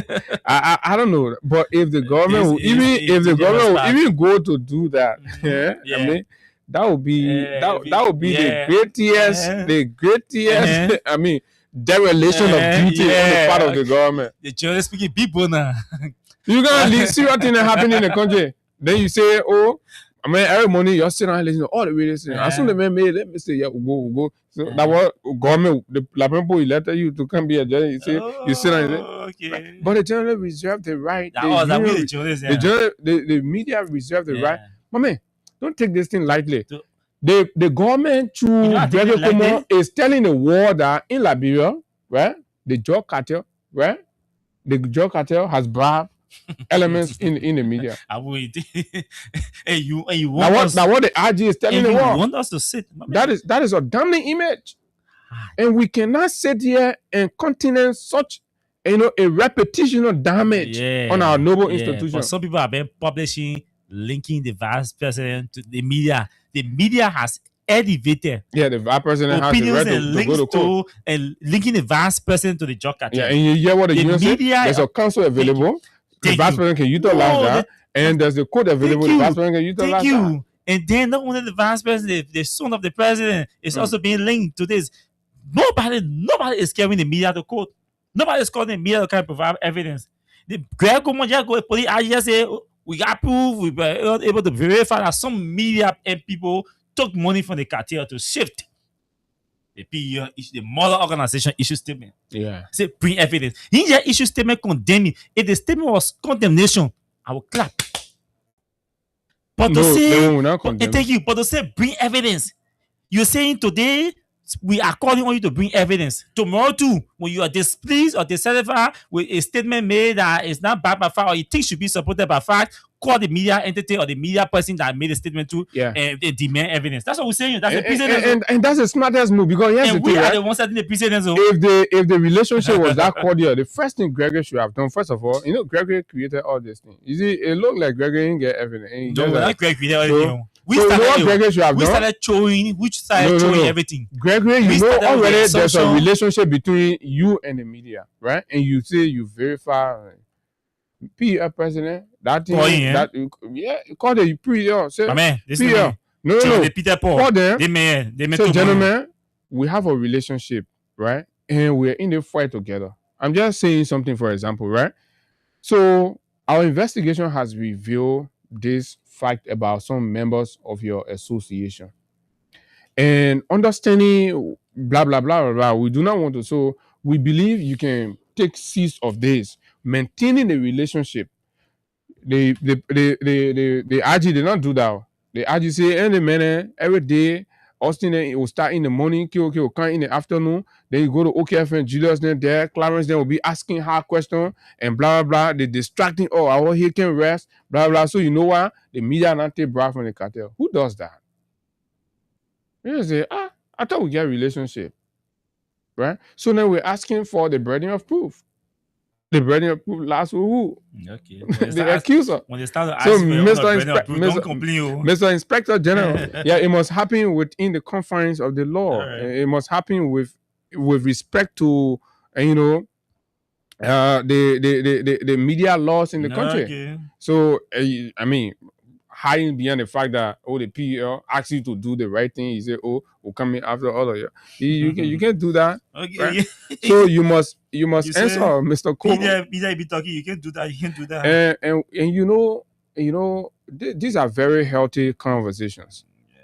And the media is not running away from anything. What we are basically saying, most times you're here, and that's what we are doing now. Even on the Facebook pages, when we talk something, when we have the excerpt, we play the excerpt, right?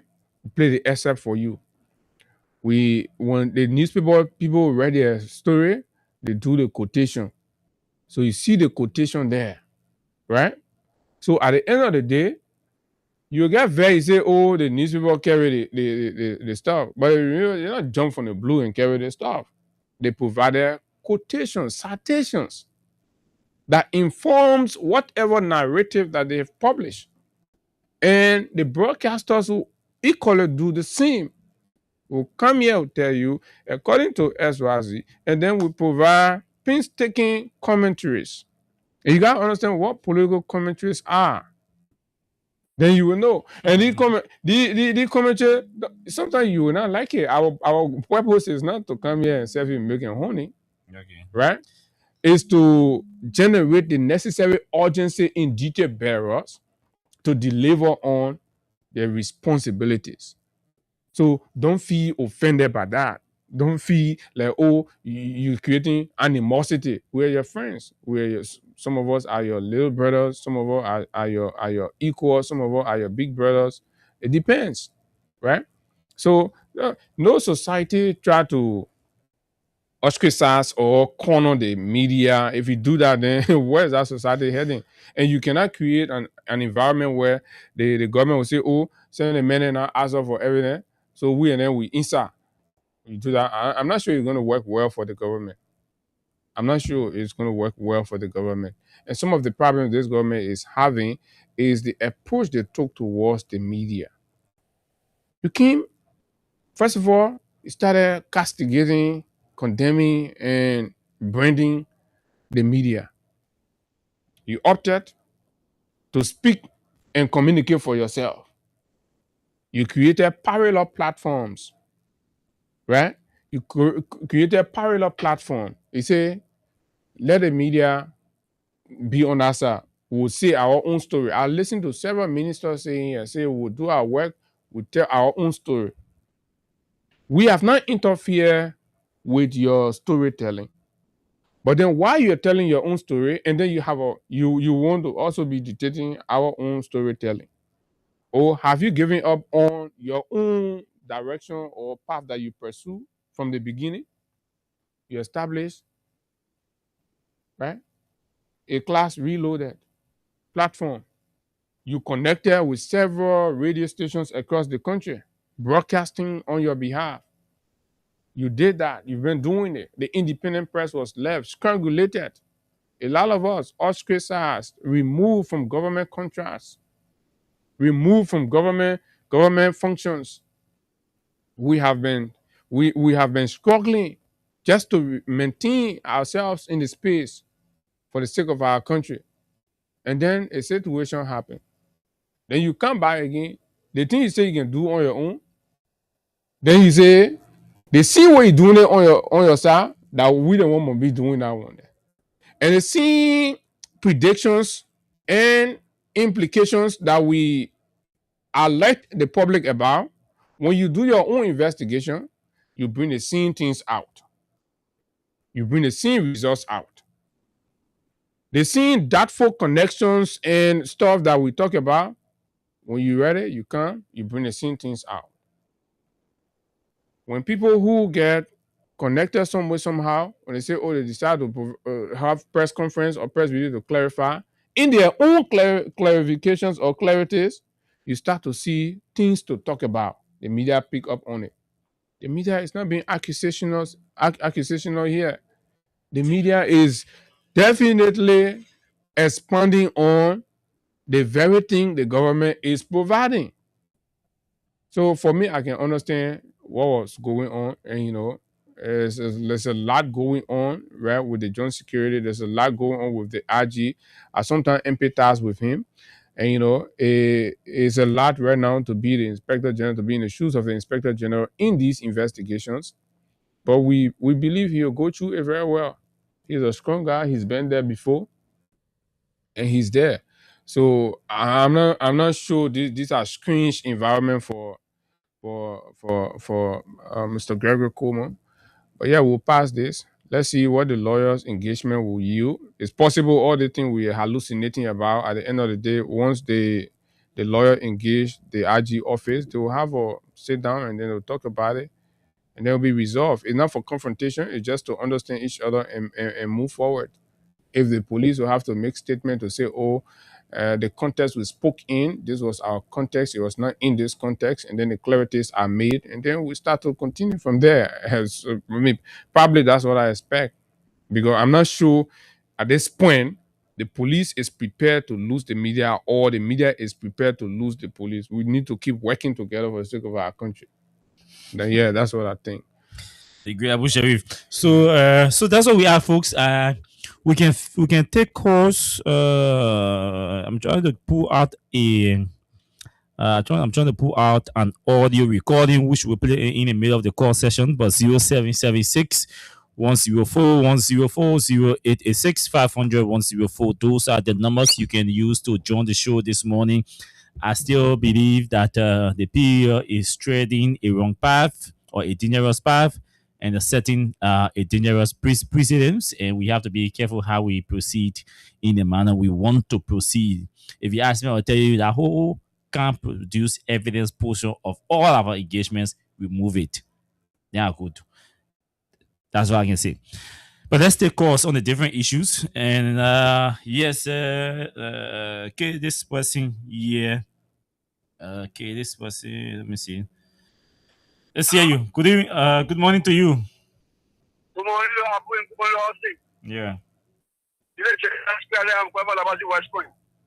Go ahead.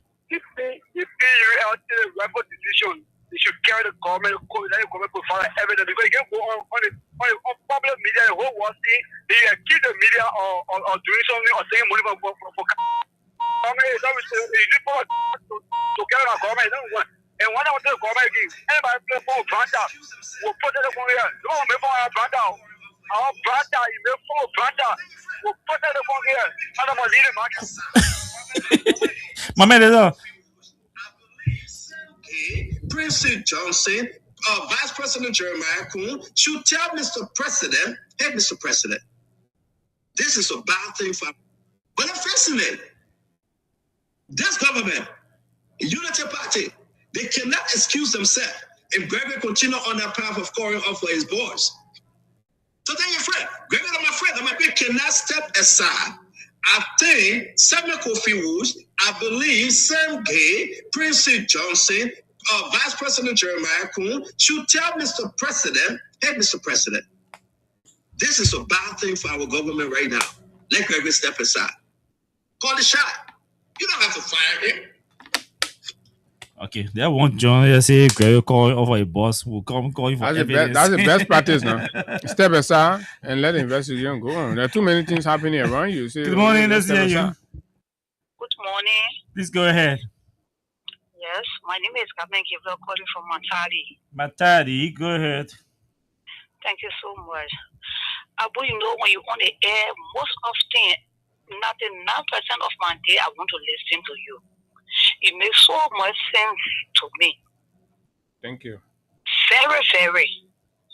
The media is right to take the police or the government to court. Because the media has not taken the government to court. You're not court yet, though. They're trying to ask. Exactly. Yeah.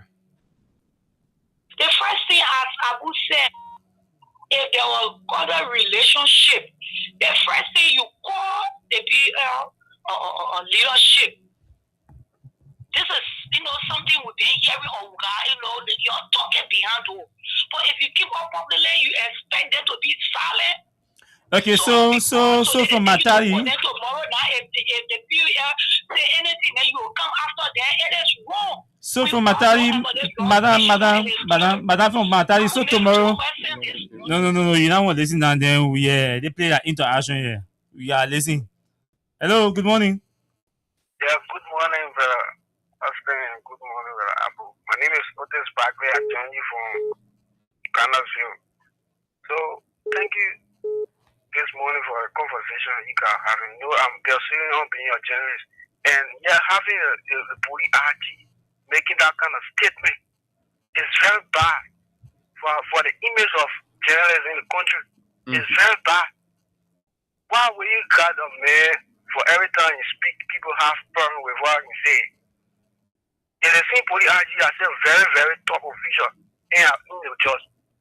Then we have the president of the PUL saying that we need to take evidence from the police RG over. You saw the delegate statement for the man. You saw demolish that statement. No. We're doing that. We got to follow the process. We have relationship with people now. So basically, I was saying, they think he say, so please show you're very fast. And I also want to publish it too. Let them see General. Thank you, sir. Go ahead. But me, I don't have time for us because I'm calling you for my number on blacklist. I get time for you. When you call me, I take you other calls. You say I put your number on blacklist. Go ahead. Yeah, okay. No, don't say you. Thank you. I want to be black. Go ahead and make your point. Abu, thank you. No, I'm calling on the media. You're calling your Kano, Karimba, or Karimbo. How you calling? You're calling. The meaning is Kanuba, not Kanubu. Okay, Karimba. Okay, Jesus Karimba, my son. Press now. You the be there for you. You're calling the teaching to be stuck on carpet. That allegation on the level against you. In my mind, it's wrong. It's damaging. You make sure that put him to the wall. Let him tell the people of Liberia, the whole world, because he stay on the platform. And he put your name inside that Yeah, but platform. the man already doing that now. Yeah, the man already doing that one. So thank you, Masisi. David King, go ahead. Brother Abu, thank you, Austin. Money. What the PUL is doing, I think the PUL have not taken the Liberia National Police to court. They are anticipating that, but I don't think they will reach that far. So if the police IG will have a sober reflection and come back to the PL, call the PL for a sit down, wherein the both parties will sit down and you guys, maybe he'll contextualize the statement. No, if he get evidence, then let he issue apology and retract the statement. Simple. No, there's no evidence. So I think he need to set the record straight by putting the trial statement. So yeah, he will retract it and set the record. Yeah, and set the record straight so you guys can move on because they need you and you need them. So you guys just need to be good to one another. That's all. Thank you. All right, brother. Good morning, my dear brother. Let's hear you. Good morning, and good morning to Abu. Morning. Both of you are making real sense, Abu and Austin, when it comes to the argument. You see, sometimes, when men is pushed too much, because what is happening presently in Liberia is based on logic, common sense, and law.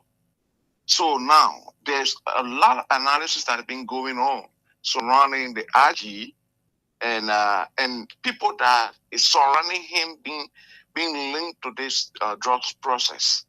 Now, the media is flagging that out. And that is not a pleasant thing for the RG because almost every radio station, almost every platform that he goes on, you will hear people making this argument concerning the RG when it comes to this drugs issue and the people that have been surrounded. These are people he got direct contact with. So I think in my mind that the RG will also try to throw back his strength, because it's frustrating for people to look at you and they are everybody. And it's the fight. What the media is saying is the fight. Because there is no way somebody is connected to you. They take direct instruction from you before they go ahead and do anything. That this person will be linked to certain thing and you don't know. They're not to the hospital, they're not the person's wife did a thing. That the person did what they carry on is security minded act. And you is the one that we have to give them that order before that thing happens. So obviously, just as you said, Abu, the police director said it, Greg said it because he want to push it thingy. If he says that would make the media to calm down, to say, no, let's start speaking the way we're speaking because you see the guy now, he linking us to bribery. But no, he's making a mistake. The mistake he's making is that even if he says that, will not stop the media from speaking out the truth. So all what Congress need to do, like how the president has called his lawyer, they make an apology. Let him just come out and say, look, gentlemen, I'm being put. So I said this thing this way. But Gregory is linked to the drugs. There is no way that he can push back. Because in fact, if he decides to push back stronger, it will be more dangerous for him. I'm sorry. Hello. So you see the context of the conversation now. Now you are clear that Gregory is linked to the drugs, right? And there's no argument about that because that was not a conversation of the PEO. The PEO point is that the state, the PEO is not engaging the police or Greg. The PEO is engaging the state because the PEO believes that the police actually spoke on behalf of the joint security, which is a representation of the state. Right. So this is a matter between the PEO versus the government of Liberia. So our point is, hey, check break small. We sit behind these microphones and speak strongly about individuals in government institutions. When we start to set a precedence, when we start telling people bring evidence for the thing you say, and the very people to say bring evidence for your own thing you say to them, we say, oh, you're attacking us. That's so we believe that, like you said in your conclusion, we can engage the RG, go on into recharge a statement, engaging in a more radical, professional, radical form. Then they say bring evidence. Right. When you remove that bring evidence portion, and then it makes it cordial. It makes the interaction cordial between the media and the state. But when you start insisting on evidence, hey, you can tell me that be friend. I can tell you bring evidence for the thing you say. Oh, okay. My tanker, then I said then you say bring evidence. I said no. So the RG scared to bring scared to bring evidence? No, that's the RG. The people took the government, not the RG. Okay, so the government scared to bring evidence. The Johnson scared to bring evidence. Thank you. So this is the government plus the PU, not RG. But it's a bit simple thing now because so I don't want person be giving clarity. Thank you. So and thank you another one clarity. Thank you. Thank you. Now you are modifying it to a taste that I would prefer. And this is a conversation that we might have. So you modifying it, which I agree with you. Chief, can you provide clarity on your statement? Because this statement indicts the entire media. So can you provide clarity? Thank you. So if we place it in that way, in that manner, that's why I said I have a structural disagreement. I have a disagreement with the structure that the PR wants to use. So the way to achieve that clarity, my brother, thank you for understanding the conversation. The way to achieve that, the way to achieve that clarity is to engage. So the PR is engaging. And you are saying the PR shouldn't engage. No. The PR, no. Don't do that. No. Abu, that get So what are you saying? No, I read it. But yeah, you're right. You say clarity. I didn't say PR to engage. Abu, but what the PR is doing, right? The PR is engaging. The PR set up. It's from the meeting yesterday. Set up is lawyers to engage with the, like you said, what's the government, intention? Right? What's the intention? To establish, right, the evidence and basis on which the allegations were made. So So in that engagement, right, the RG reserved the opportunity without pursuing charges. Who made the claim? The PR. No. On behalf of the so that the whole government will go. You see, no, the justice minister represent the government. You and I can't be here to decide who speak at that occasion. That's a standard practice. No. I come in. You and I can't be here. It's a standard practice. There are several occasions where the RG have spoken. He was designated. Okay, so in this case, you don't think he could be designated? No, because he a party to it, so he can't be designated to speak. But who made the claim? That's he's a party. No, but that shouldn't even be the conversation. The conversation is whether the PR is right to ask this or the PR is not. There's nobody questioning PR's authority here to ask. So then what is the argument? So it means they get the argument. We let the process to go on. So it means they get the argument. No. That means the argument is not being consistent. No, the argument is going on. No. It's not being consistent. That means you gotta be consistent with what your argument is. Or you? No, you. You gotta be consistent because I'm saying you disagree, it means somebody is not consistent. Or because you don't understand, it means somebody is not consistent. Consistently, I have said that the approach and the decision of the PR is laudable and is in the right direction, right? So you got to restate your argument because when I say this is your argument is counter to that, you say no, that argument, right? So then you got to state your argument, right? Because the point is the PR says an outlandish allegation was levied, right, by a senior member representing the joint security investigating the cocaine case or the cocaine scandal in the country, right? So we are engaging. We have a meeting because the membership is the highest decision making body, and the resolution is that, right, we assemble a team of lawyers to engage with the relevant authority, right, to provide information and evidence on why those comments were made. And then somebody say, by doing that, we are creating a Pandora that anytime the government will decide everything any media person will say in the country, right, they should bring evidence. Okay, if that's the approach the government want to pursue, fine. But let's wait for that time. On that time, we'll talk about that. But right now, the media won't answer to the allegation leveled against it. You finished? And that's fair enough. You finished? I'm not finished yet, but I will just reduce my height. This is a radio audience, so I don't like us arguing, and then the audience will not get our points. That's why I like to listen to you to speak and conclude. Then I can come in. Because if we're talking across our heads, and then the audience will not be able to understand our point. and which is very important that the audience gets to understand our points here on this show on a particular matter. I have said clearly that I do not agree in its entirety with Reducing Fire's disagreement to the PEL. I have also said and maintained that that portion where the PEL is insisting that she wants evidence should be extracted from her engagement. And there's a caller here who modified that by saying, the government of Liberia, can you provide clarity or clarification on the statement made by your police inspector general? If that is difficult for anybody to understand, then we continue with the call in session because we can't keep going back and forth.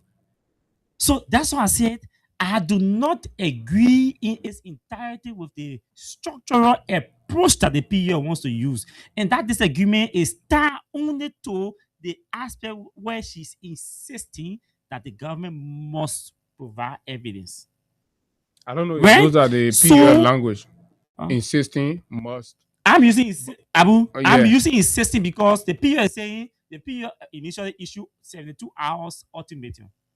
And she tied it to evidence. And that has elapsed. Right? When it elapsed, the PEL convened. Chief, no, but we're having conversation now, bro. No, but conversation doesn't mean to be consistently interrupted now. No, but you're making a point.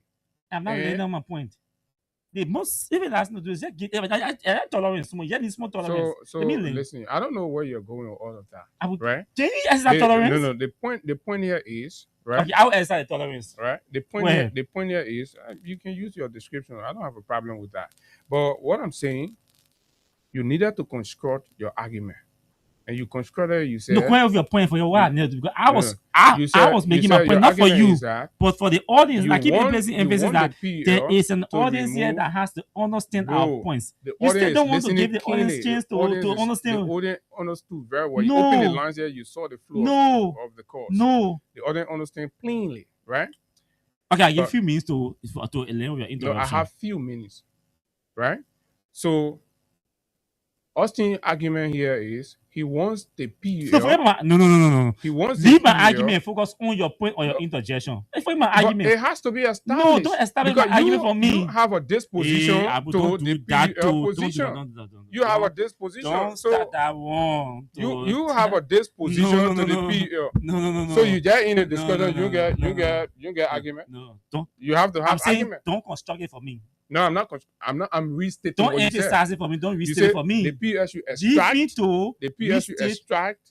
Okay, so the evident aspect. So why are you afraid to I like the way you are. I like the way you are refusing to give me chance to restate or emphasize my argument, or you want to be the one to restate and to emphasize my argument. So say you want to emphasize my argument. Since you want to emphasize, how many minutes for you to construct? You're being interrupted. All right, get all the time. Go ahead. You're being interrupted. What your disposition? Now, to all of you listening, I maintain that I'm in full disagreement with Rudolph's opinions to the PEL statement. Let's be clear about that. I'm also going to emphasize here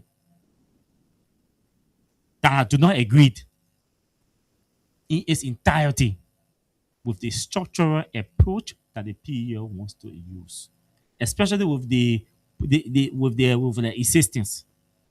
The PEL is seeking to get evidence, whether we instruct or mandate the PEL's leadership to engage her lawyers. The essence, the end mean is they want evidence. I'm saying that structure, where that structural approach leads the PEL, is a dangerous precedence. A court emphasized clearly that instead of saying give us evidence, can our lawyers' engagement seek to get a clarification from the government of Liberia concerning the statement made by the police inspector general? Probably that clarity from the police or from the government on the statement from the police may be enough for the PEL to not even need an evidence. How is that difficult for all of us to understand? This is not a debate or an argument. It's just different opinions on the same issue in the same direction. That's why I emphasize structural. The structural approach that the union wants to use, with that end mean that evidence must be given. Okay, there's some evidence not given. What do PO do? PO will withdraw all reporters. PO got control over all the reporters at the police headquarters. With media institutions, even honor it if that happens. And that's the problem we must consider. Okay, police are coming nowhere. Government say we're not listening to you. Lawyer go back, lawyer say, okay, we try to engage. They say, they didn't comply. What will the PO do? Announce media blackout? Does the PO have control over all the media institutions in the country to say don't cover the police? No. We've issued media blackouts here on multiple occasions. Even those who honor it took them 1 week. After 2 weeks, they started covering the very government. We can't create a posture that will appear combative only because we have political lineage. And we want to bring sentiments to the conversation. This is not a political party debating. This is the media we're talking about. The media cannot operate in the absence of the state. The state cannot operate in the absence of the media. We don't want a situation where we create a combative posture, a combative space or relationship with the police or the government. Then tomorrow we'll start crying or start complaining. And we'll go back on the same table. These same media people that are today BNP, trust me, you will see these same people tomorrow on a table say reconciliation dialogue. Then we'll move forward again. Then you who calling now who don't understand how it works, say, oh, the people will still wait. I didn't 1 year. The people feel reconciling you. So why did we start a war that we knew we were going to reconcile? I just sought clarity. Then the citizen gave us evidence. But tomorrow, if your government entity comes to you and say, Freedom FM gave us evidence, then you the same callers will start crying and say, oh, they targeted Freedom FM because Freedom FM is critical of the government. That's not politics. That's deception. The very deception that we argue against the Unity Party here. The very deception that we criticize the UP for. That's what we want to play because for us, calling on government or Gary Como to provide evidence, it plays to our sentiment, it plays to our comfort. So it's all good.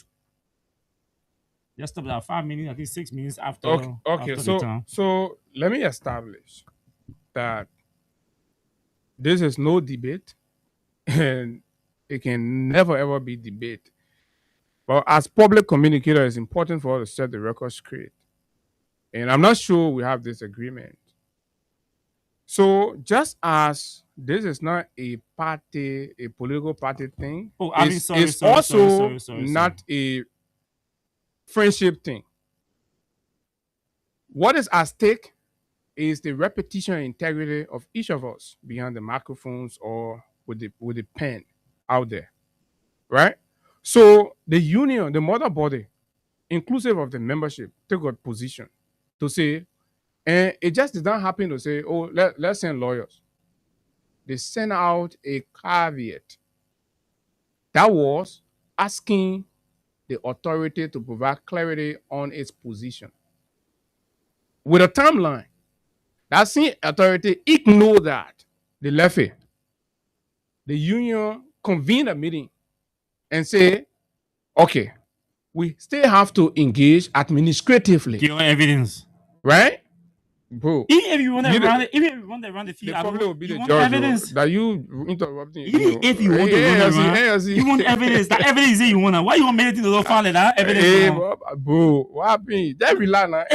No. What happened? Because we go now. No, because we go 9 minutes already in the extra time. When you were explaining, you know we're going 9 minutes. So because you were interrupting. Because you're interrupting. So you know what? You cause my position is the point I want you to understand. And gratefully, is that vast majority of the membership of the union agree with us. Oh, there's no argument with that. That's so. No argument with that. But that doesn't mean other people should not express their opinions or there is something there. I'm not sure that's how you're insinuating. You're interrupting. No, I'm not interrupting. You're interrupting. Let's do Avin justice. That's uncivilized. Let's do Avin justice to talk to him because.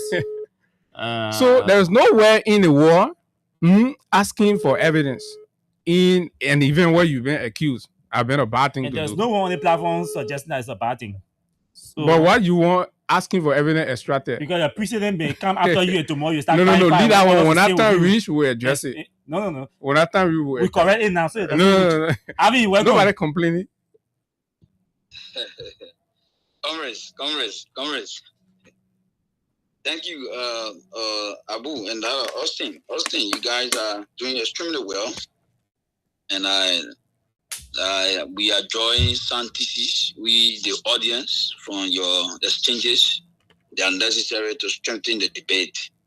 I just want to quickly. Yeah, they're very friendly exchanges. Don't mind Austin. He's just struggling to score a point at all. Those are the friendly exchanges that are necessary to strengthen the conversation. I think it is necessary, because when two tough minds and analytically juxtapose critical topics, it gives the audience the sound thesis to be able to draw a conclusion.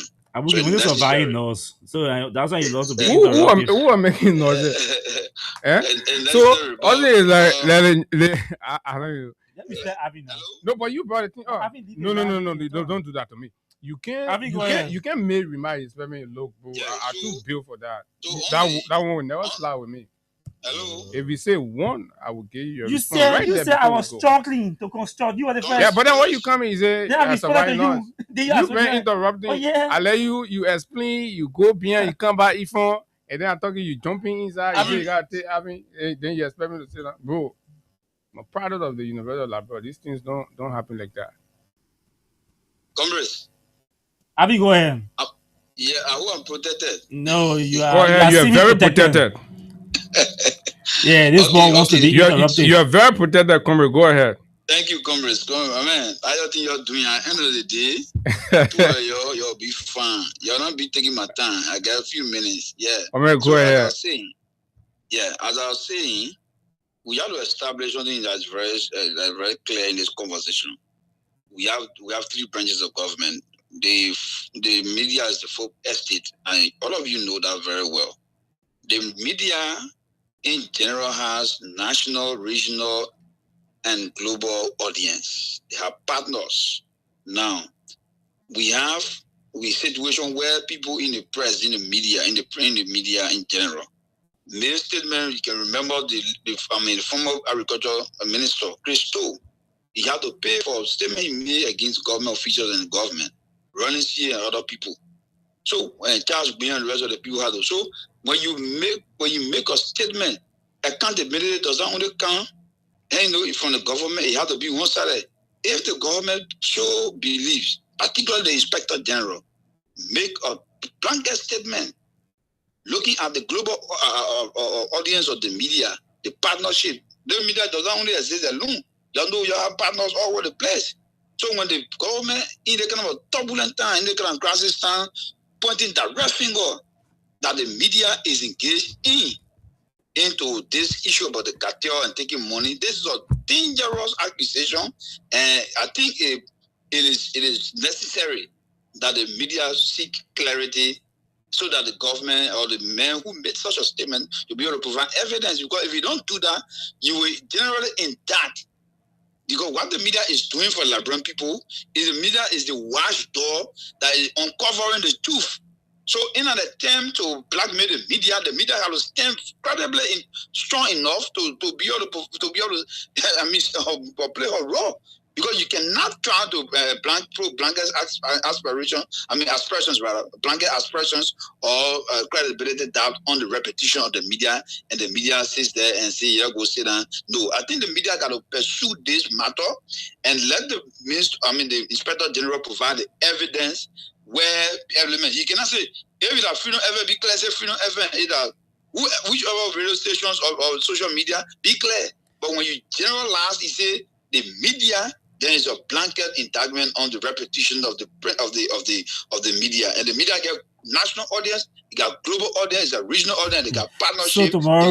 So tomorrow, when somebody casts a blanket statement on the government, say the government is corrupt, the government should come to that media person, they can't bring evidence, right? And you will not call a press conference to say the government is coming down the media, right? The government, we saw that year when people said you were weaponized against the media. You audience, you Austin and other brothers in the media, I mean, people took offense. Those were exchanges. We didn't go on tour to bring evidence. I am saying this issue which is stigmatizing, which has generated. No, the statement does not. That statement does not stigmatize me. If anybody believes that it stigmatizes he or she, that's a different case. We'll buy it for. Anyway, we can. 15 minutes, so we can continue. Let's just squeeze Brother Julius there. He wants to weigh in. Hello, Brother Jerry. Good morning. Welcome. Julius Jerry of OKFM. Go ahead, my brother. Yes, I'm very constrained to contribute. Mm-hmm.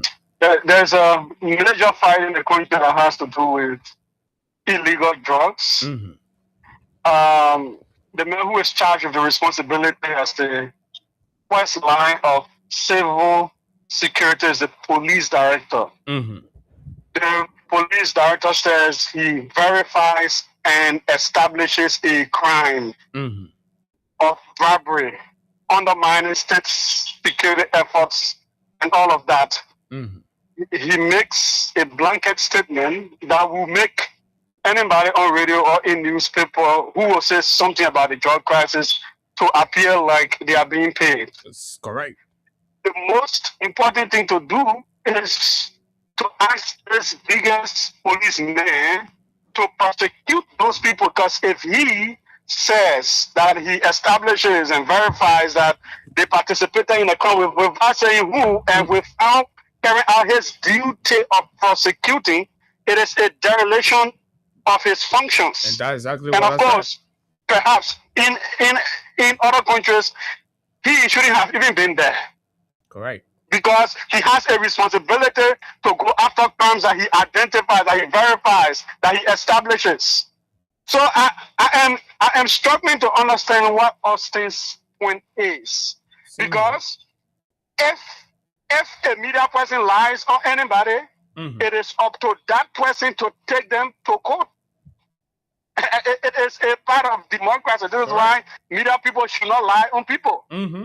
So it is not a wrong thing to ask this policeman to prosecute, to kind of name and prosecute these media entities so that this whole cloud leaves them over all of us. It is not a problem. Okay. So let them name and prosecute these people. And the fact that he said this since last week and hasn't taken action, if I were president, he would have been gone like day before yesterday. Thank you, Julius. Thank you. Well said. And so now, since Julius mentioned two things, and then included my name in his comments, which is fair enough. Julius said he's struggling to understand what's my point, and I'm sure he's listening. And I can understand why he struggled because they have the interruptions. But here's the thing: we should stop trying to present this conversation to look like Austin is against the position of the PEL, or Austin does not want anybody to account for their statement. That's not my point. Okay? The point I'm making here is the precedents we want to set because we're media people. One is that Judas spoke in completely different direction of the two of us here. Judas said, name and prosecute. Very perfect. Toss of voice. Which I agreed. Toss of voice. That's why I used evidence. That's why I said structural approach. So when you are made to choice of words, it still bounds down to the same structural approach. No. Probably the structure that the PEL wants to use to arrive. The PEL's arrival. The point they want to arrive is different where Judas arrived. So the PEL want to arrive at the point where Greg or government bring evidence to us. Judas' point is don't bring evidence to us. Name the people, the media people you think are involved with this bribery and prosecute them, which I agree with him. But to say, hey, government, bring evidence to us, I don't agree with that structural approach. I hope my clarity serves Julius' best understanding of my point. Julius' point is name and prosecute. PEL say engage and bring evidence to us. That's two different things. Okay. Fair enough. And it's good how at least people are understanding the conversation now. At least you... Let's name and prosecute. But they say bring evidence to us. Tomorrow when they see people say bring evidence to me today, you get vexed. So instead of telling the government, bring evidence to us, hey, name the people, prosecute the people, or identify those who go very far to grab and prosecute them. Your clarity has gone home. Fair enough, right?